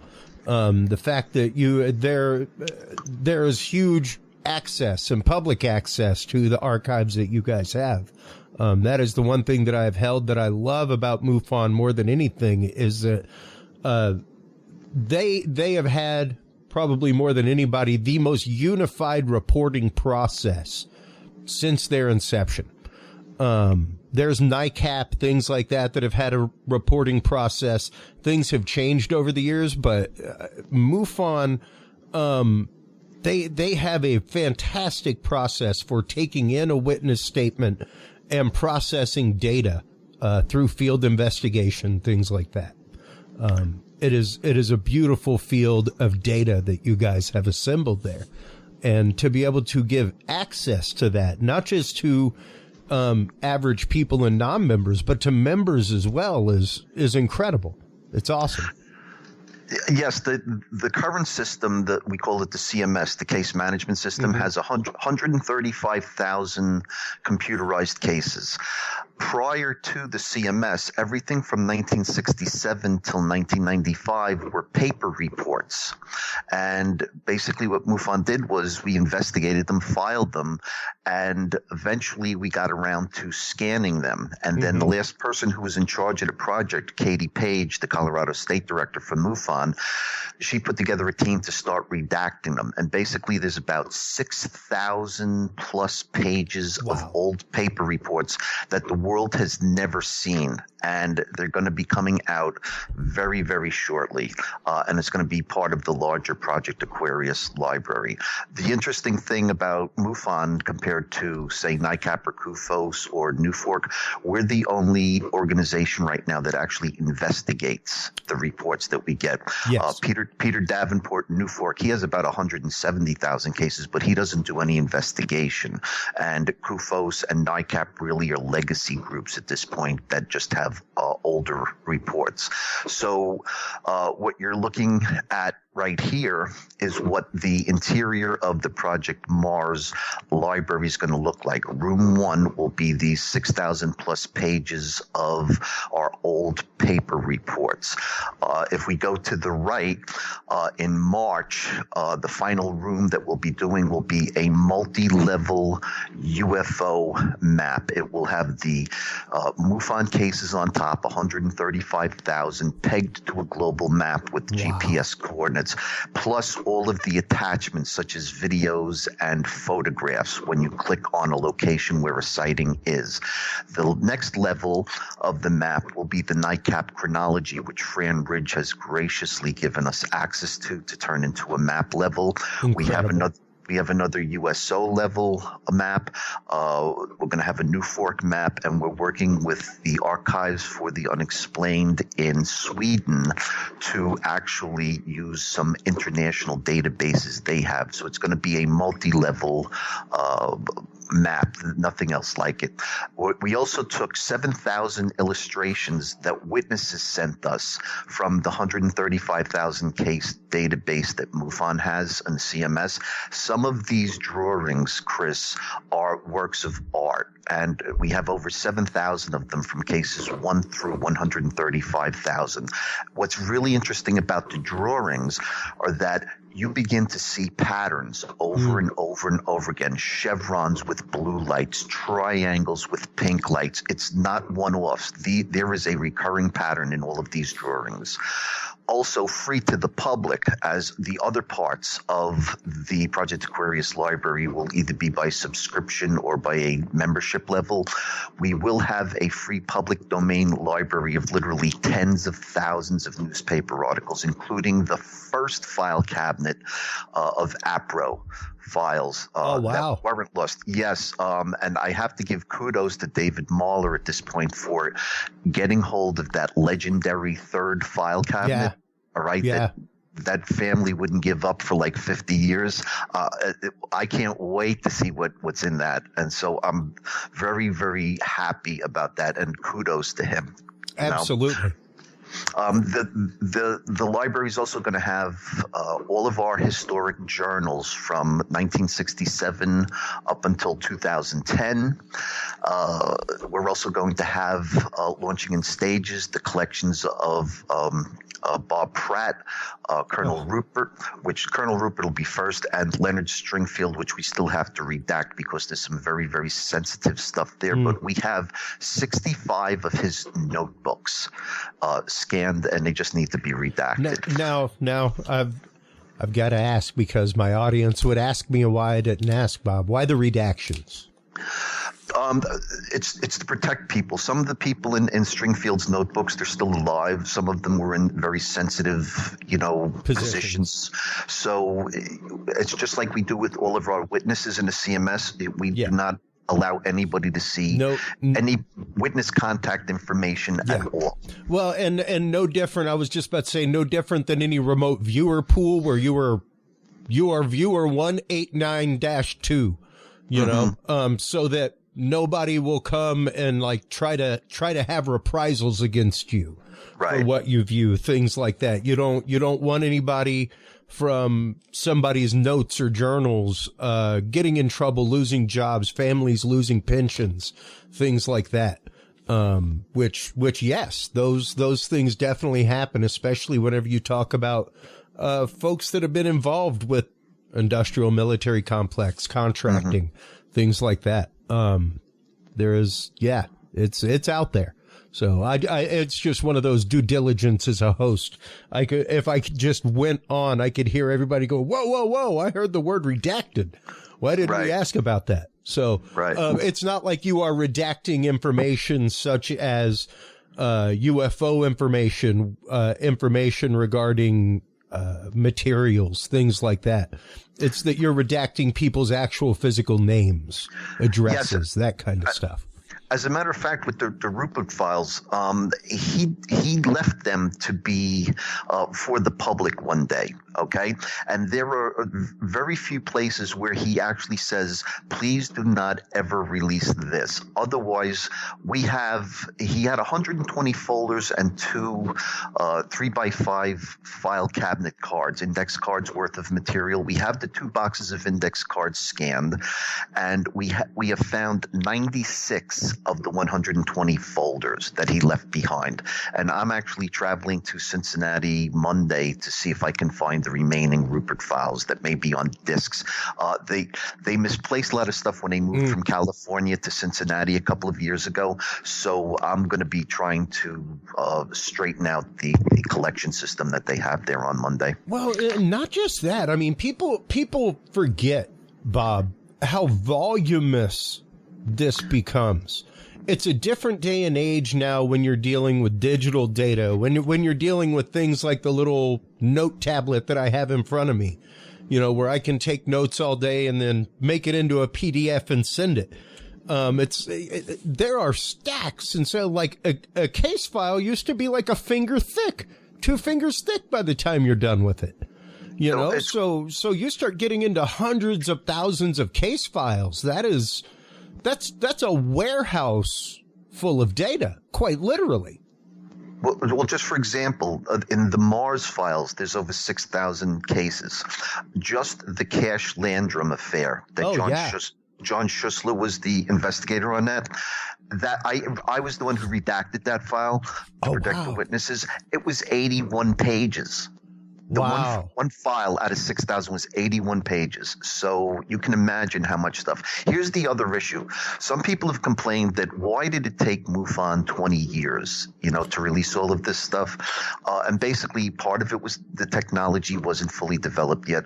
But MUFON, while we have a big name, we actually have a very small manpower team at the office. It's essentially 4 people. Yeah. And over the years, since we're all volunteers come and go. The people who began scanning stuff 25 years ago, they're no longer with MUFON. Some of them are even dead, and things get misplaced over 2 or 3 decades. And part of what we've been doing is putting it all back together so that we can finally get it out to the public as part of our mission. And this is just, I mean, much like we discussed with Mindy Totfest about MUFON University and the move of turning training into virtual training. To be able to get this information out to a larger audience, to be able to basically usher things into the modern millennium when it comes to this kind of data dissemination. This has been a massive undertaking for you guys, not just the Mars project, but Project Aquarius in and of itself. It is incredible what you guys are doing with all of this data. Yeah, I'll tell you, I was involved with Mindy, working for Mindy on MUFON University also. When MUFON University came out, going on, I guess, 12 years ago, it was a fairly – for the time it was good, but today it would be considered a fairly primitive product. The new MUFON University is fascinating. The videos, the lectures, the slide presentations, it's all state-of-the-art, modern, up-to-date information. The photo analysis segments done by Mark D'Antonio. It is a beautiful product for field investigators. Yeah, it really is. And a fabulous, just a fabulous resource of data. That is what I love about MUFON more than anything. And I have known about MUFON, God, since I was 14 years old, something like that. I'm almost 50 now. I am more than proud and happy to be a lifelong sponsor of MUFON, to help out with conferences, things like that, because I think that the work that you guys have done and are doing for cataloging data, the actual scientific process of taking this in, is such a massive and yet still beautiful undertaking, Bob. And especially whenever you're talking about international things, even going to symposium this last year and meeting Thiago Tieci, who's in charge of Brazil, to know that there is an singular MUFON investigator in Brazil is mind numbing. Like that's one of the largest countries in the world for sightings. You know, that's a very interesting point. We do not get many people who wish to apply to MUFON, even as field investigators in Brazil. And that has always perplexed me because Brazil's population is over 200 million, and they're fascinated by UFOs. And pretty accepting of them culturally, have been for decades. Mm-hmm. But yet a country like Canada and England, we're inundated with people who want to be field investigators from those countries. Australia, too. As a matter of fact, last year we had Thiago from Brazil, we had a gentleman from France, field investigator from France, and we had at least 3 present and former directors of Canada at the symposium. This year we're trying to get our Australian national director to come up. Yes. So, and we're going to be in Irvine, Texas this coming July. I can't wait. Right in my backyard. Irvine. And registration opens up February 1st. I just thought I'd throw that out there. Oh, absolutely. And interestingly enough, when we spoke with Thiago this last year at the symposium during our coverage, one of the questions I had was how many reports he gets from, out away from the city, out in the jungle, the remote areas, things like that. And he was like, number one, well, it would take a good day and a half for them to get to me. So we don't get too many. But aside from that, the reason we don't get so many is because it's nothing strange for them. Right. And I think that may kind of be the same case with Brazil, whereas it's something that is intriguing to us and might even be new in some social circles in our countries. Once again, Brazil, this has been a regular, ongoing thing for decades. You know what's interesting? You know what's interesting about Brazil? Last year I saw a map of where there's a very large magnetic anomaly that's moving basically along the southern hemisphere, and for the past 100 years, it's literally been under Brazil, heading west. And I've often wondered if that had something to do with the tremendous amount of UFO sightings in that part of the world. Yeah, no, I mean there it is, right there, geomagnetic phenomenon in the South Atlantic Anomaly region in Brazil, from Science Direct. And that's just it. There are so many things like that I'm not going to say are, like the marsh gas concept, things like that. But would they be something that would possibly make interdimensional travel easier, would probably make other slipstreaming amongst parts of our universe easier? Oh, absolutely. Or maybe it's like a recharging station for the propulsion systems using the magnetic field somehow. Yeah. Yeah. It's remarkable. And especially now seeing all of the exotic technologies that we have. I mean, we cover a lot of them on this show. We have a whole section on our website called the Knowledge Vault, full of patents, things like that, declassified government programs, patents, all kinds of things. The fact that, Lockheed Martin came out with and released their patent 2 years ago for a nuclear reactor that fits inside of an F-16. Mm-hmm. Most common people are not aware of such things, Bob. So whenever they see these amazing technologies that are out there and that are in our skies, I think the first thing that they jump to is alien, of course. I am a big believer in the fact that there is a cadre of this stuff that is we are not sure. That's why it is full on anomalous. We aren't sure if it's future tech, if it's adjacent dimensional tech, or if it's intergalactic tech, you know, but there is definitely a slice of things that are beyond our realm that are out there right now. You know, I'll be honest with you. When you mentioned interdimensional time travel and aliens, I've always leaned towards time travel. All right. That it possibly is us. All right. Yeah. Well, one of the interesting things you mentioned before was about patents. I mean, they had patents in the 1960s for black triangles. Okay. But what's really interesting is that when you go back to, say, 1900, people like Charles Fort were writing about black triangles in the sky in 1900. And that had to be long before a patent on a American technological craft like a black triangle. So what were people seeing in, 1898? Yeah, precisely. And much like even right up the road from, I was going to talk to Marquetta about it. Right up the road from Irving, about an hour or so away, is Aurora, where that's correct, where the Aurora crash happened in 1897. Like that was well before the time of the Wright brothers. And there are tales of this stuff going back a long, long way. And I am one of those. I say it regularly on the show, Bob. I will believe the experiencer until proven otherwise, because of the unbelievable experiences I have had in my life, where it's one of those, like, unless you were there, and even if you were there, you may not have had the experience. Correct.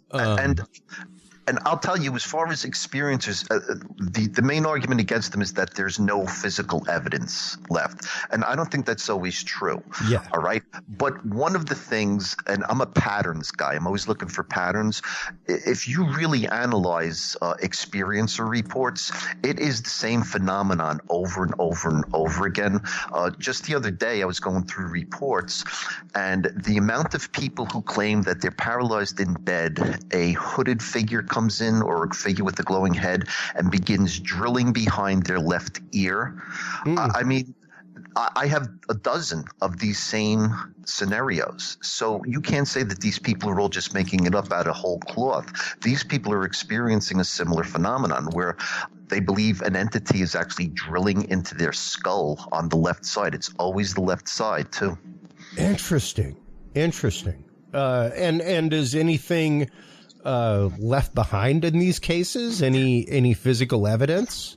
No, there was one case recently, Mindy was just telling me about it, where an entity left its palm print on a window, and they couldn't get the palm print off, and they ended up throwing out the window. And we were like, oh, all of that, we could have had that evidence, because under a black light, under certain frequencies of black light, you can pick up the residual oil or whatever left behind by the entity, but those cases are few and far between. Well, even being able to swab the window pane and genetically test things like that is one of the we speak regularly about cryptids and Bigfoot on this show, and Alba Vernix right now, if you look that up, is one of the big discussions in the Bigfoot community, and the idea of actively using forensic lifting techniques to lift hand oils off of Sasquatch handprints. Same thing you're talking about, and being able to actively genetically test the oils in those prints. As a matter of fact, we also have a MUFON laboratory in Missouri, and we just got in equipment that's going to be able to analyze DNA. Yeah, so awesome. That's one of our major achievements. So we still have to get it up and running, but that's our newest piece of technology. Well, and that's just it. That's another one that people do not realize about MUFON, is that you hold and maintain your own research lab, your own research facilities for these materials, so that now granted, you will send things out for verification, that kind of stuff, for the repeatable science, but it all starts under the roof. It's so fantastic to know that there is an organization like MUFON out there that has done everything from collecting the data to analyzing the data, and even helping provide questions for the Senate panels that have been going on the topic. That's correct. We actually, MUFON will be the first to say we don't work with the Pentagon or ARROW, but we do work with Congress, the people's part of the government.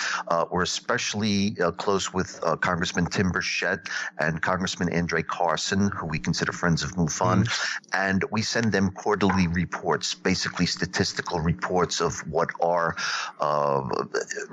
reports over the course of the year may show as far as shapes, locations. Is there any connection to where things are going on? Just for example, after the Chinese balloon shoot down in February, the following week, several objects were shot down, including one over Lake Huron, which was called an octagon shaped.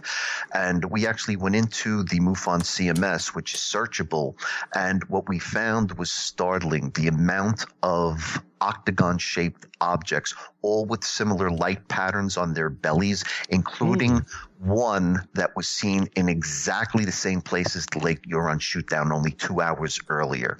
So that's the type of research we're doing at this point in time and providing to Congress. Well, and that's just it. There is so much research that is happening on the sidelines, Bob, that is not in the headlines, that does not unfortunately, science is typically not sexy to the media. And this topic especially has just become sexy over the last few years. Before, I mean, even the topic of MUFON Symposium, not this last year, but year before, was MUFONs or UFOs in the media, you know, and how the media switch happened, even to the point of using terms like UFO deniers in news stories, stuff like that. There has been almost a hard pivot when it comes to the way that the media is covering this, and even now with Stephen Bassett and people like Earl Grey starting up the Hollywood Disclosure Project, bringing in people from Hollywood and producers. Things like that, because yes, they as well are a part of the media. That's right. When I became a lowly field investigator in 2014, I did not ever think what is going on now would be going on. That it would go from, oh, you're just tinfoil conspiracy hat theorists to, hey, MUFON, we need your information. Do you want an episode dedicated to you on ancient aliens? Do you want to work with Congress? And it's just amazing. It's been a sea change what's happened in the UFO world. Wow. It's been incredible. And I mean, this show was going on in its previous incarnation in 2017 when Lou Elizondo hit the news, all that kind of stuff. It was coming right up, actually, just within a couple weeks. That was December 17th was that date. So, like, literally within 2 weeks of this airing, it will be 5 years or 6 years since Lou Elizondo went on CNN with, at the time, not really declassified for media release footage, you know. It was pretty chutzpah to do. And I never thought that even with that, Bob, that we would be this far in the conversation. People like Steve Bassett have been spending 20 plus years, advocating for disclosure. And we are, I think, a whole lot closer. I think that we're still numerous very large moon-like steps away from big D disclosure, though. And I do think that there are competing forces that A, want to release the information, and B, not to release the information. And I'm also, cautious when suddenly the government is becoming cooperative and NASA's looking into it, and you have ARROW, and then suddenly Sean Kirkpatrick resigns. You have to say, look at the mission complete.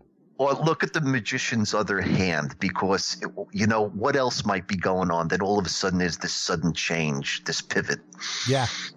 Yeah. And once again, as he leaves office, the conversation is danger, danger, danger. Correct. You know? When he started, we found nothing in these 800 reports to suggest there's UFOs, and he leaves saying they're on our doorstep, basically. You know, to paraphrase. So what was that change of opinion in him? Yeah, they're on our doorstep. They're over our neighborhoods. They're in our flight paths. They're a danger. And you know, that is one of the things that we've discussed regularly on the show, is the idea of that sadly, Bob, that is one of the fastest ways to get Congress to write a check, is to say that there's a danger. Now there's a reason to have a panel and a research study and everything else because, well, people are in danger. People in communities have been crying out for this for decades. But it took the red flags of danger for senators to perk up and actually discuss it. Yes, I mean, and without doubt, we're talking big money. We're talking billions, all right? Yeah. But one of the things that's very curious to me, and this is why I always harp on that week following the Chinese balloon shoot down, they have never released any fighter jet footage of the three objects shot down over North America, February 10th, 11th, and 12th. And I find that very, very curious that on one hand, you have David Grush in a hearing saying, yes, we have non-human biologics and off-world crash debris, but then they never showed you anything of the footage of the three shoot downs over North America. It's I don't understand the disconnect. Well, and not only that, but the recent article that was released talking about the actual CIA department that was assigned to crash retrievals across the globe. Like a Black Beret type operation? There, give me 1 second, because I've got my fast fingers here. CIA Department of Crash Retrievals, and I guarantee you that it will pop up. Here it comes, right here. Hey, look at that. News Nation, Indie TV, Mirror, all kinds of fun things. But yeah, CIA had its secret office talking about crash retrievals from 9 sites around the world. Wow. This was a report that just came out a few days ago. And yeah. So even the CIA has had people that respond to such situations, apparently, for decades. All the more reason we have to redact the Leonard Stringfield files before we release them to protect people, because apparently Leonard was right all along. Many years ago, Bob, this was way back in the days of Dudes and Beer, when we first started having guests on in this way, and moved away from just open table discussion around a microphone with 4 people. I contacted somebody who was pretty seminal in the world of, you know, UFO media, things like that, and asked him to come on the show. He was like, you know, I've checked out some of your guests. It's great, but I don't really do appearances anymore. I've had too many friends who in the UFO investigation community have died of strange circumstances, things like that. They don't speak for fear of their families. And I don't speak for the same fear. And he basically at that point laid out what I have come to know as Project Bluebeam, and the idea that the dialogue will be moving toward, as we're discussing right now, military threat. And the technology will be used to deceive a certain group of people into motion, which will cause a clampdown for internationally. Pretty wild out there theories. But you know, there's a lot of truth to what Grush has come out and said, when it comes to hidden projects, hidden monies, people being told to be quiet, and sometimes by force. Right. It's very peculiar that you just mentioned Project Bluebeam. I just read the book last week. It's a very short book. It's like 50 pages. I read it in a half an hour. And some of the stuff I thought he was sort of like making up, but he was really on target about like the digital currency coming. And, I have always suspected that if they were going to start using the atmosphere to create these huge light shows that makes it look like Jesus is coming back, whatever. The perfect vehicle to do that would be 60,000 Starlink satellites around the Earth. Exactly. Like you're building a huge hollow projector. That's like, do you really need 60,000 satellites for internet? I don't know. Maybe you do. Maybe you don't. Yeah. And the thing is, though, Bob, the things that go up that the average person is not aware of. It cracked me up when Trump came out and people were like, "Oh, he's crazy, talking about this secret space force, talking about a space force." Like, what are you talking? It's like, we've had a space force for years. That's right. What do you think Cheyenne Mountain does? As a matter of fact, in the Project Aquarius files that we're releasing, there are numerous mentions of Space Force back in the 1970s. Yeah. And once again, Cheyenne Mountain, like that's all that they do is monitor space.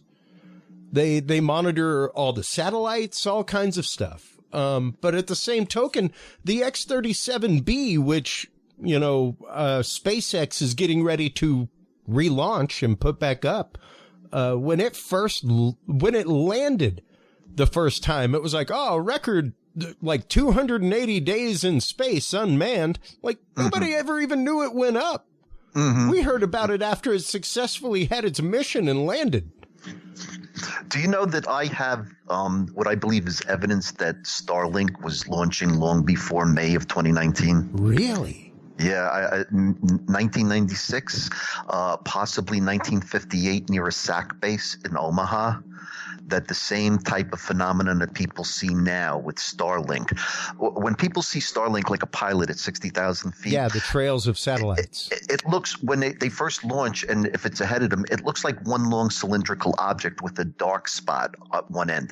And what it actually is the Falcon 9 and separately the trail, the train, the 60 satellites. But from far away, it looks like one object when it's new. But the pilots would report that there were satellite objects rotating around what they thought was a UFO, and that was actually the tension rods that pop off when the Starlinks are released. It wasn't a mothership with satellites. It was the tension rods that needed to be popped to let the trail of satellites out. I have evidence of this going on back in 1958. Wow. And I mean, 58, that's right up around the time that, oh my God. There were only like two things in space at the time. Yeah, right. Exactly. We had Sputnik, and that pretty much a Brookings report was what was on the tip of my tongue. That was right up around the time of the Brookings report when they straight up said, if we find anything out there, maybe we should keep that quiet. Because they were at that point expanding on the idea of space travel and what we would do, because we didn't know what to do when we heard a bing, bing, bing come by from Sputnik. That was a scary, scary moment at that time. And I mean, to the point that many wonder if many of the successes, especially from the Russian side, were utterly faked to just win moral battles within the Cold War.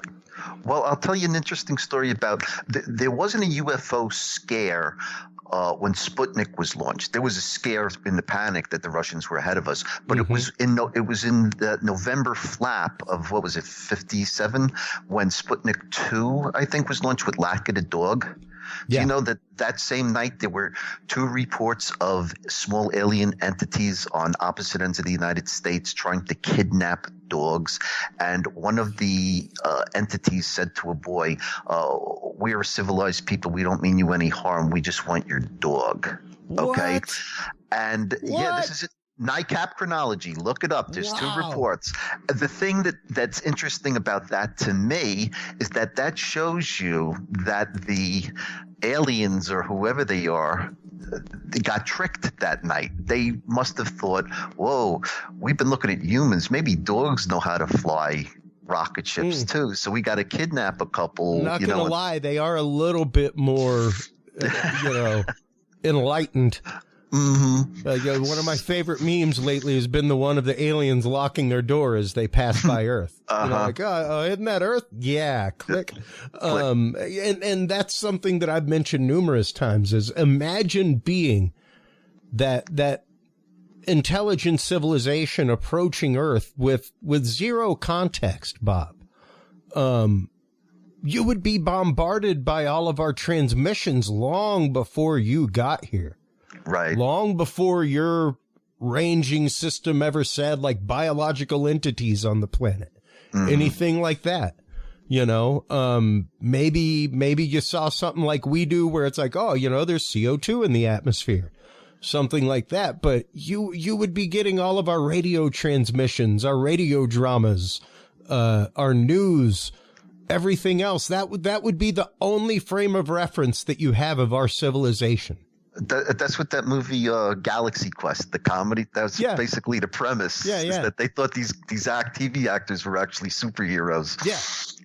Yeah, precisely. And that could lead to very much a situation of, wow, do we really want to stop there? They don't seem too enlightened. Mm-hmm. And that's a conversation that we have regularly with people like Keith Sealand. Author of the Humaniverse, who I met at MUFON Symposium, one of the amazing authors there, talking about whether or not we are even evolved enough for them to want to have the conversation with us. Right. Yeah, personally, I don't think we're evolved enough for them to want to have the conversation with us. I don't think so. And at the same token, I am one of those that I am a firm believer that we are an ingenious species, and many of the things that we have lost our knowledge numerous times, and many of the things that people I think attribute to alien, or alien influence, I think are fully our ingenuity as humanity, be it the pyramids, what have you.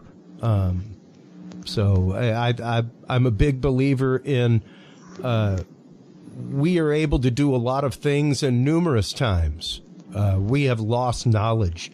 Even now, you'd be hard-pressed to go out and find a hand-drawn wood craftsman to make you like a spiral wooden column by hand. That's something that, geez, in my grandparents' generation, you probably could have gone out and gotten a couple quotes. Right. I still think 95% of our ancient history is buried. When I was growing up in school, it was the ancient Sumeria was 5,000 years ago, the oldest civilization. All right. Then they find Göbekli Tepe, and then you have that pyramid in Indonesia that might be as old as 25,000 years old, as well as the monolith in the Sea of Japan. So, let's say there was a flood. Let's say a civilization was wiped out that was as advanced as ours. We'd have no clue, and we'd be thinking that human existence, and that's basically what I can't think of his name, not Grant Cameron, Graham Hancock. Yes, that's what I'm thinking of. That's basically his gig, his theory. Yeah, and the funny thing is, the thing that I love about him more than anything, Bob, is the fact that he'll say it again and again. Like you can say whatever you want about my research. I'm not a researcher. Right. I am a journalist. Right. I am just following the story and the facts where they take me. These are the facts. Mm-hmm. Like, I'd love to say that they aren't. He's like, I'm not out to change a paradigm. I'm not out to destroy science. I'm just journalistically following things where they take me. And this is where they're taking me. And that's basically what Charles Fort did in the 1920s. It's like, hey, explain how, a Hebrew artifact was found in an Indian mound in Arizona. Yeah. You know what I mean? Yeah. Explain how a Viking sword gets tilled up in a field in Minnesota. Mm-hmm. You know, if Columbus was the first dude here, who never actually made it here, even as a Knight of Columbus. Sorry, folks, never made it to the mainland. Not here. And on the fact of a lost civilization, like I'm holding in my hand right now, this is a 1 terabyte thumb drive. Like, this is more data than you could fit on a ream of discs when I was a kid, Bob. No bigger than my thumbnail. Now, go lose this on a beach and find it 80 years from now. Is a thumb drive even still used? Right. Do we even still know? Like, go show a kid an 8-track. You know, go show a 12-year-old right now an 8-track player and let him go like, what the hell is that thing? Well, this was a form of music entertainment. Clack, you know. I used to have one in my first car, and right in the middle of the song, it would change to the next channel. Yeah. It would just flip over. And I've said for years it was the death of the album, because after that you had singles and 45s. You know, it was like you at least had to listen to the song before your favorite song, because they always put it in the middle of the track. So you had to learn, like, oh, well, I'm done listening to that. Now I have to flip it over and listen to a song so that it rewinds and goes back to that spot. And I can flip it over and listen to it again. But yeah, like even the idea of that, you know, how fast our technology moves, would something like a thumb drive even be valid in 50 years? On that thumb drive sits schematics for computers, like information that can help you rebuild a society. But can you access it? And do we know how to access it?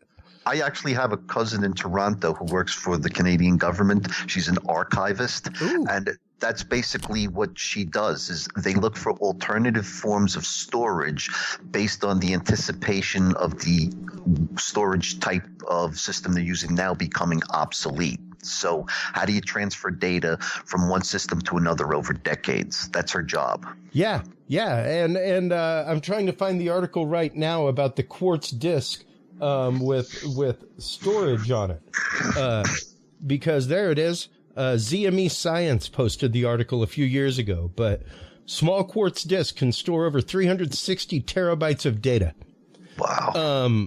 We're talking about the same exact thing I'm holding in my hand. No different. Like, quartz in and of itself can be programmed with data. So to think that there are crystals out there that maybe don't have data on them might be a little silly. You know, there's been people who have said it for years, but who knows, Bob? It opens up a whole nother realm of hypothesis. So when you're talking about all of this stuff, whether it's this, ancient civilizations, how we got to where we are, MUFON, what have you, you've got to be open-minded and open-hearted enough to have the conversation. That is one of the reasons why the experiencer resource team exists with MUFON. And whenever I have people that are like, oh, you know, MUFON, if it's not nuts and bolts, they don't want to know about it. I'm like, I don't think so. I don't think the work of Kathleen Martin and Sev Tak and people like that with the experiencer resource team would be there if that was the case. You know? I'll tell you this. Every year at the symposium, I do the MUFON cases of interest, the best cases from it's so popular with people that when we got suggestions back from the attendees last year, they actually wanted a second cases of interest presentation of only ERT cases. Yeah.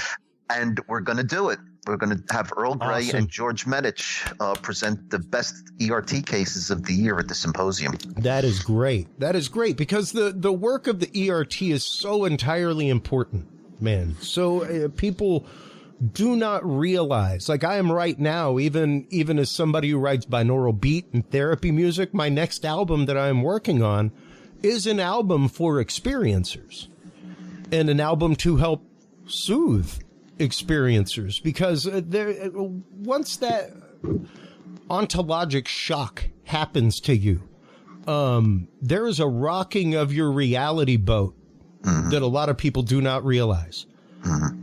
And that can be very hard to come back from. And that can be very hard to move forward with. Yeah, yes. Some of the reports I've read, the person's absolutely traumatized, and they're reaching out to MUFON going, I need help. And, we can only help them to a certain extent by listening to them, but we do provide resources for those people to go to outside of MUFON. Precisely. And that's what I love, is that you guys are full of nothing but resources for this community. It's absolutely amazing.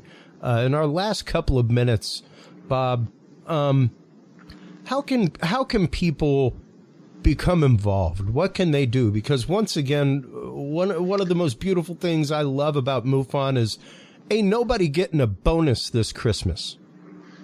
That's right. Ain't nobody getting paid, which means you ain't really having a whole lot of corruption of data. You ain't having a whole lot of stuff swept under rugs. Stuff like that. It's very hard to get claws into a system like that, because there's no vested interest for anybody. Right. I truly believe that as the field gets more complicated, where you have the government involved, private corporations involved, you still need grassroots organizations like MUFON, CUFOS, NUFORC, David Mahler.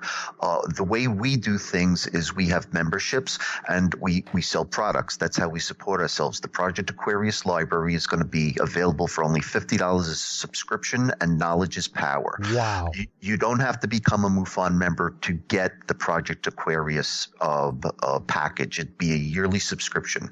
But I also want to say is that one of the most rewarding things I ever did in my life was to take the test and become a MUFON field investigator.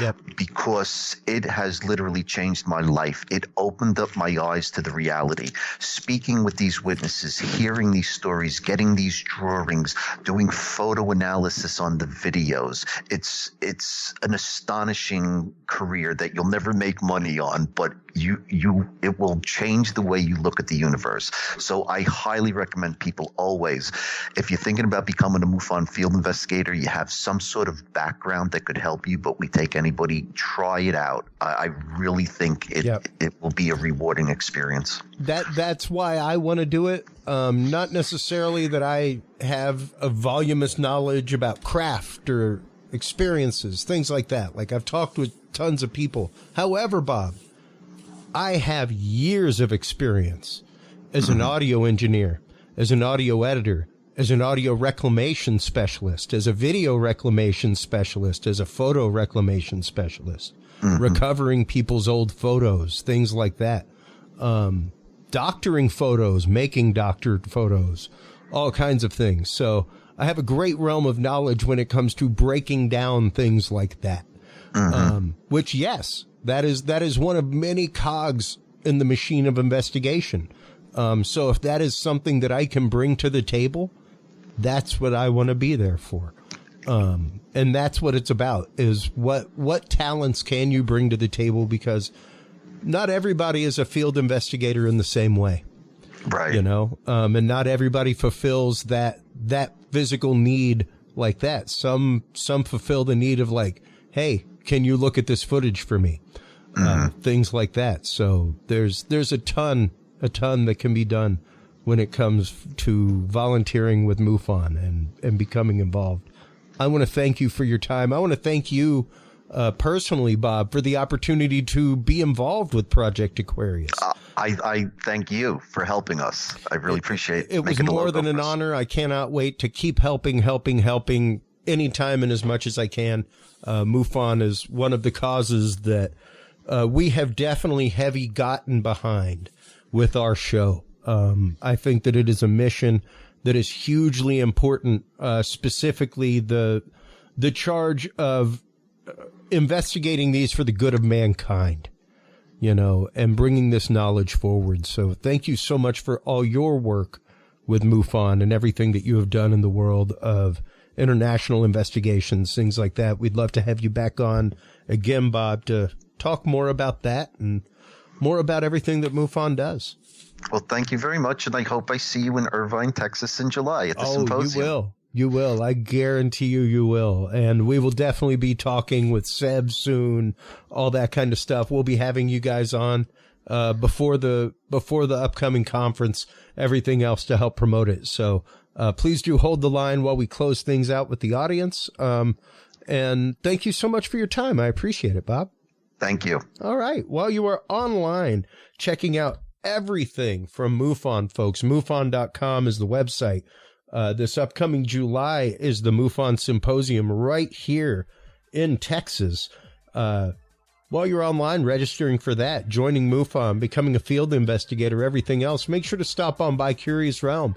Curious Realm is where you can find our knowledge vault, curiousrealm.com/knowledge. That's also where you can find our store, curiousrealm.com/store, where you can buy not only our gear, but books and videos and movies from all of our guests. Thank you so much, everybody, for tuning in. Thank you so much for tuning in every week. Take care of yourselves, take care of each other, and remember, open minds, open hearts. That's what makes the conversation, folks. Stay curious. We'll talk to you soon. Bye-bye. Thank you for tuning in to this episode of The Curious Realm. Stay tuned for more guests, forbidden topics, and hidden truths. Download the official Curious Realm app and view the Knowledge Vault on our website, curiousrealm.com. Follow us on social media by searching Curious Realm. Curious Realm is available on your favorite podcast services, as well as YouTube, Roku, Amazon Fire, and Apple TV through the APR TV app, available on all app markets. Curious Realm is a proud member of the HC Universal Network family of podcasts. For more great content or to become a sponsor of Curious Realm or other podcasts, visit hcuniversalnetwork.com today. Thanks for listening. Stay curious. And remember, the other side is always watching.